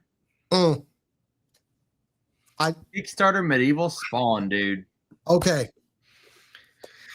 I hated that Kickstarter Spawn that I got, that I spent money on. That first one absolutely sucked. I thought Todd did a bait and switch. Did not like that figure in hand. And I hated when people were out there, this is Toy of the Year. Shut the fuck up. No, it's not. But when Todd McFarlane launched this Kickstarter for that Medieval Spawn and said you would have it in your hand before Christmas, I was like, bet. And I got to give it to him. This is a fantastic figure. Every complaint I had on the first Kickstarter Spawn, throw that out the window. This has got the posability. This has got the accessories. Whoa. Tom. Jason, you said a McFarlane figure had posability? Well, it's just remember, it's not a McFarlane Toys figure. It's a Todd McFarlane Productions figure. Ah. It pains me to say how good this figure is. This figure drew blood when I was just messing around with it. But paint, sculpt, accessories, posability, I can actually mess with this thing and feel like it's a pretty decent toy. I have to give it to Todd McFarlane, and I hate to do that. Because I buy nothing McFarlane Toys, but this thing is fantastic. And I totally quit the McFarlane line a year or two ago, except I do get the Batman Beyond. But I was very tempted to go with this because I was at once upon a time a huge Spawn fan, and this looked great. And the price on it was very agreeable. And the fact that he had already spent his own money out of his own pocket to put them into production so that they'd be ready to go. I hope I don't regret not grabbing this. I see Mother Slick saying it's a horrible figure. I have to disagree. I'm not even a McFarlane fan. These guys will tell you. I've shit on McFarlane multiple times. I got this wanting it to fail. Just to say like, Todd was lying to y'all. So it's more of me eating crow. But as far as the accessories and everything, just the modular things that you can do this figure with the gauntlets, the chest piece, he did it. He made a good fig. And I can feel the bile in my mouth admitting this. But he did it. Gotta give it to him. That's funny. All right. And then finally, Speck, your number one. Boom. I wish I had gotten this. I really do.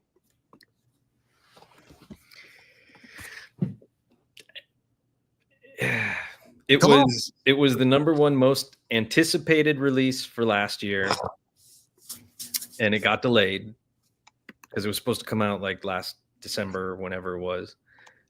Not last December a year ago, and then it came out last year, and it nailed it on all levels. One of the things that can make Mezco a fail is the soft goods. Sometimes they translate really well. Sometimes they don't translate very well at all. And the fact that this doesn't really have any soft goods, with the exception of the leather belts, leaves lots of room for articulation and sculpt and paint and details.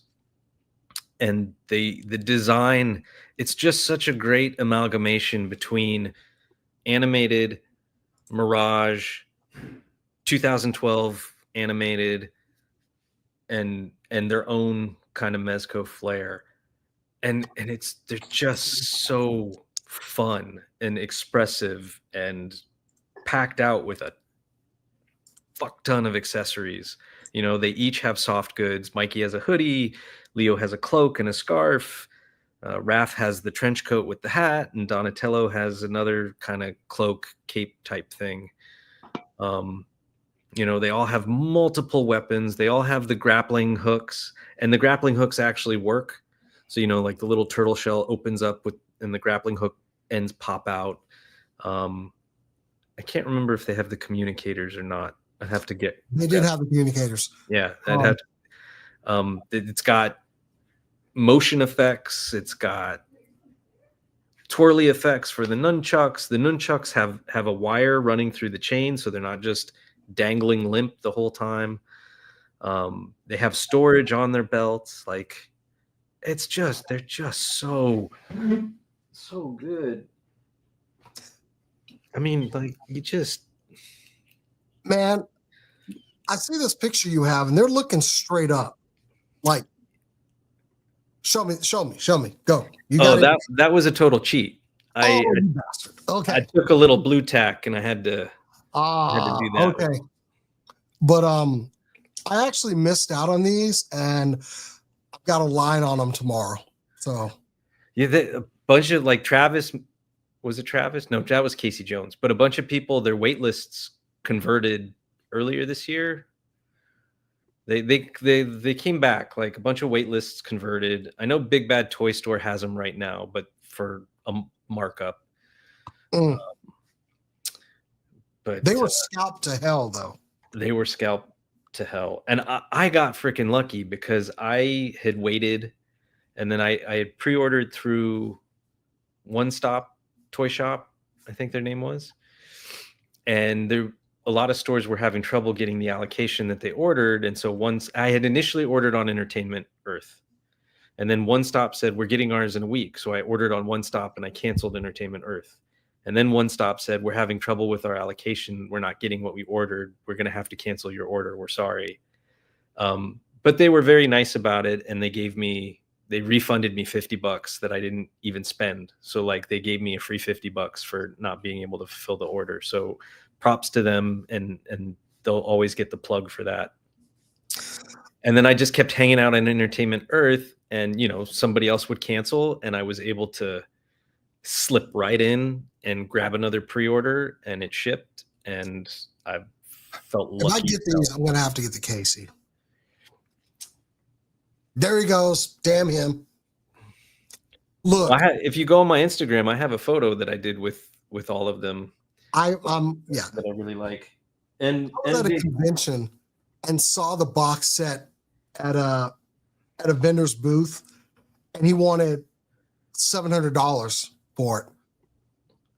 Never in my life have I just wanted to randomly conduct violence on just someone I have no idea who they are.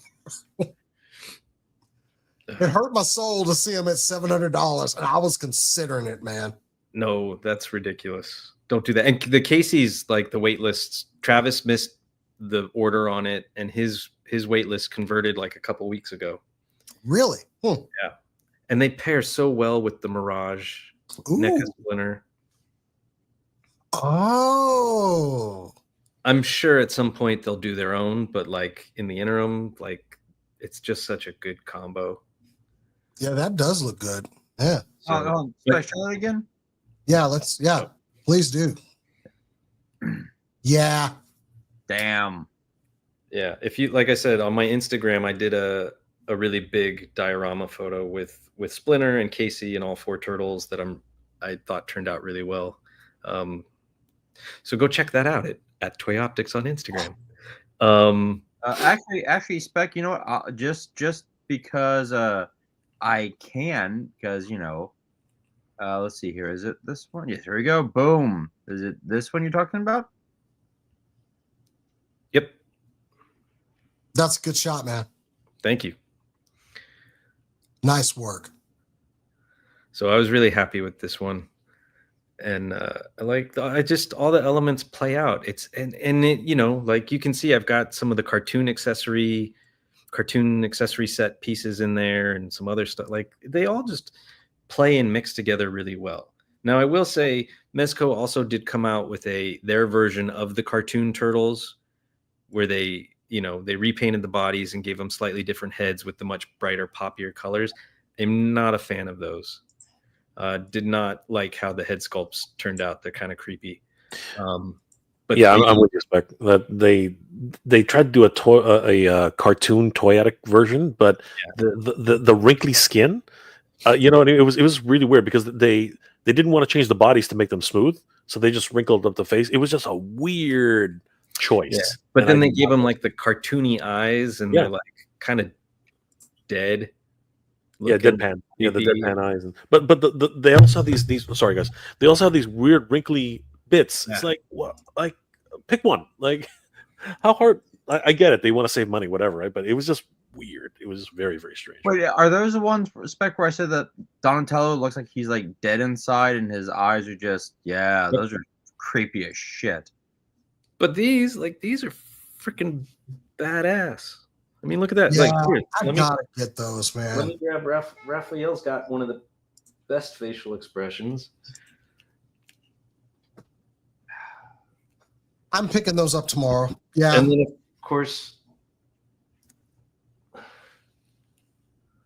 yeah, that is a great expression from Mike. Oh my god. Boy. Yeah, and I think they each have 3 heads. They have the short tie bandana, and then they pop out, and they have the longer version if you want the longer flowy version. And they could have easily cheated and made all those bodies the same, but they're all different. Ish. Sharing. Ish. So like Raphael is different from Michelangelo. Obviously, he's a bigger, beefier guy. But who is it? If you can. Maybe it's just Leo and Donatello? Leo and Donatello share a body. Yeah, because you can see that the markings on the front of the shell are the same. Okay. But then Mikey is different, and Raphael is definitely different because he is a slightly thicker turtle. I think with the straps, they can we can kind of cheat a little bit there. Yeah.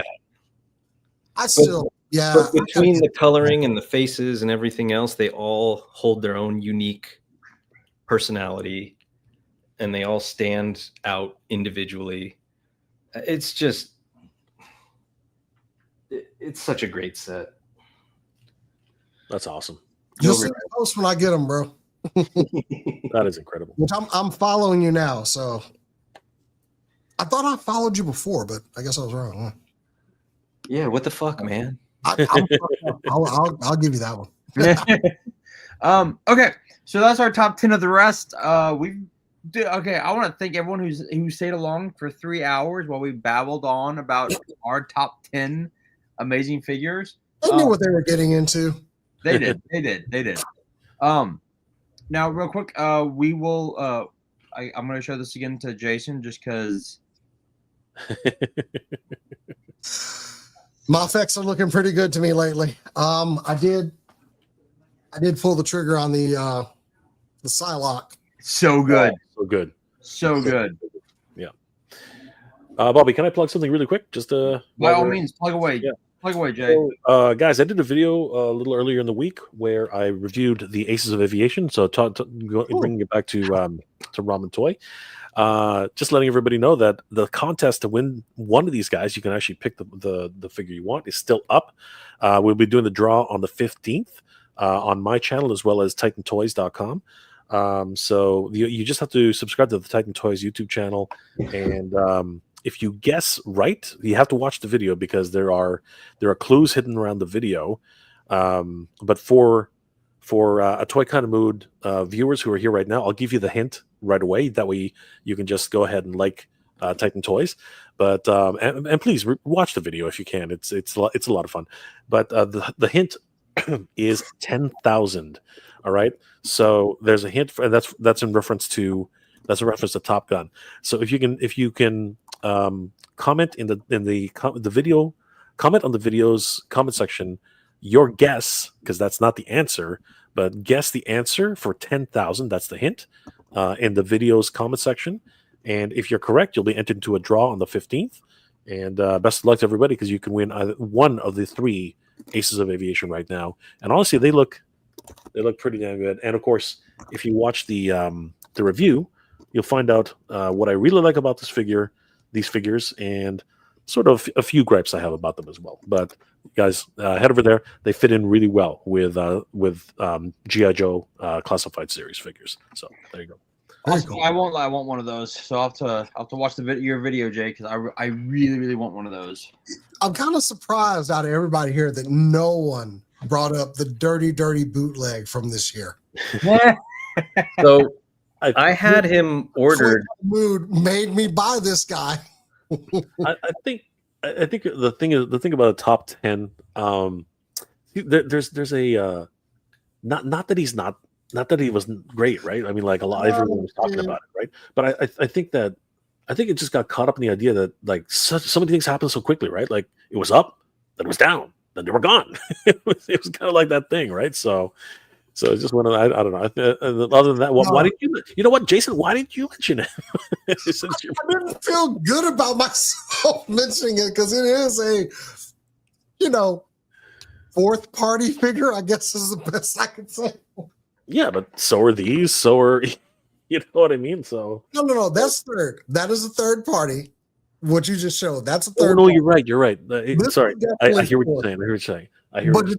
Now we know what you're talking about. Now, and it's not perfect, but it's kind of good for a Mafex style. Well, not only that, when you think about the prices that the real ones are going for right now, it's just ridiculous, right? So I paid $15 for that fig. Yeah, I had it on order, and they were taking forever to ship it, and so I ended up canceling it because in the same order, I got their version of the red and blue Spider-Man, which was equally good for what it was. I was very impressed. But then I also got the black suit Spider-Man, which you can find the review for that on my YouTube channel. I think it's less than 40 seconds. It's very quick.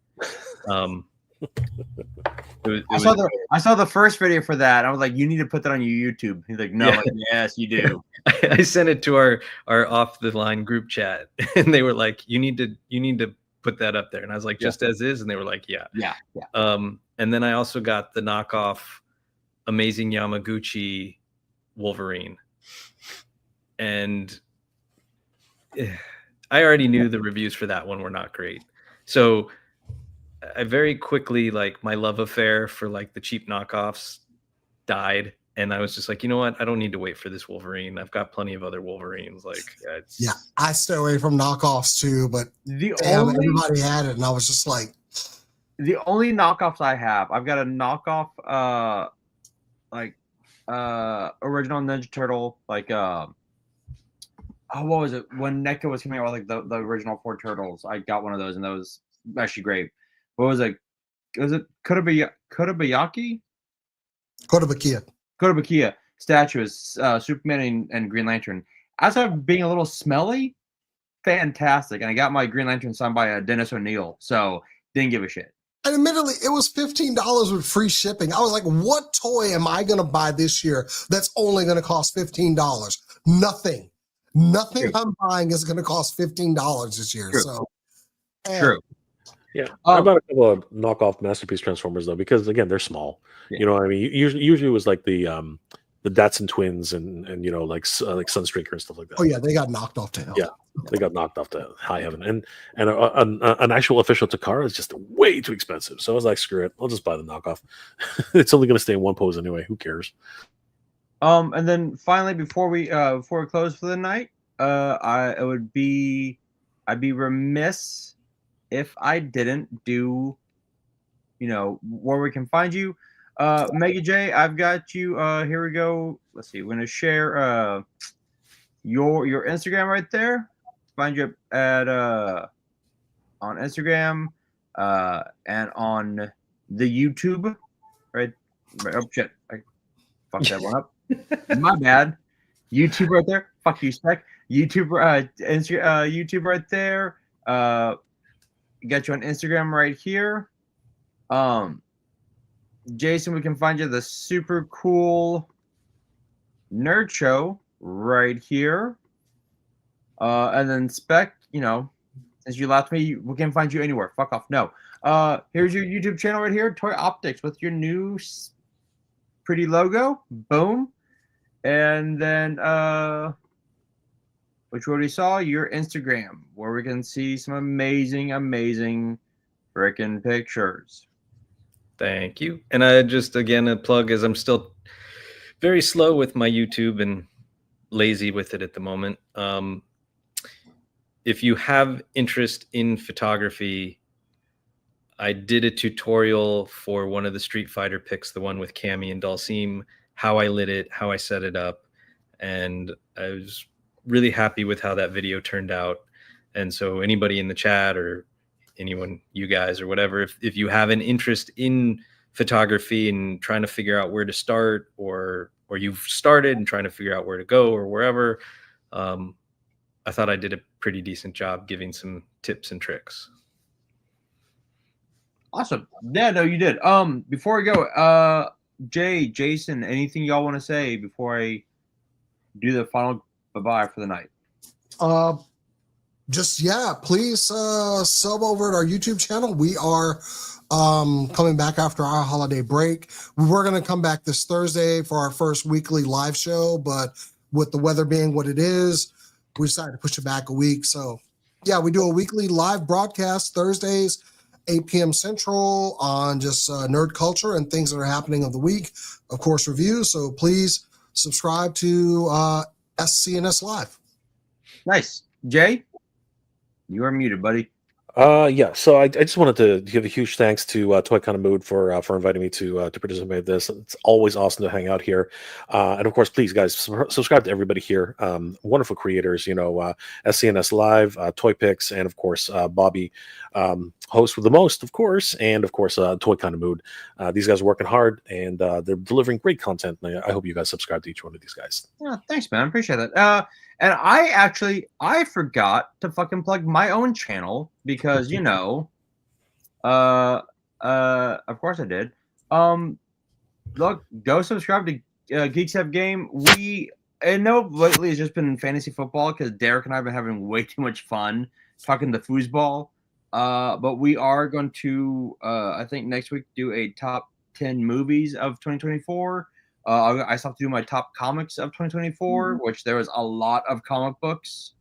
And then, honestly, I'm thinking of doing possibly, if any of y'all would like to join in on this one, top comedies of all time. Ooh. Oof. Ooh, indeed. And I won't lie, I might do top underrated comedies because I won't lie, I love Hot Rod and Drop Dead Gorgeous, and those films are not nearly appreciated enough.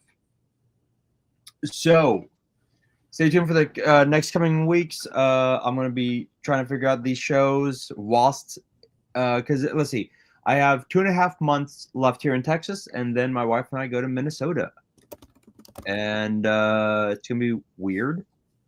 But yes, Awesome. it's gonna be an interesting few weeks. But yes, those are gonna be my next few episodes. So if you like fantasy football, actually just football in general, because Derek and I just have a blast just talking random sports shit. But yeah, going definitely back to geek culture, and gonna definitely have y'all on here a lot more. Okay, Speck, before I close out, anything you want to say? No, Jay and Jason, thank you for both coming on. It's always great hanging out with you guys, making Jason spend more money. And yeah, no, thanks. It's been a good distraction over what's been going on here for the last couple of days. You take care of yourself, man.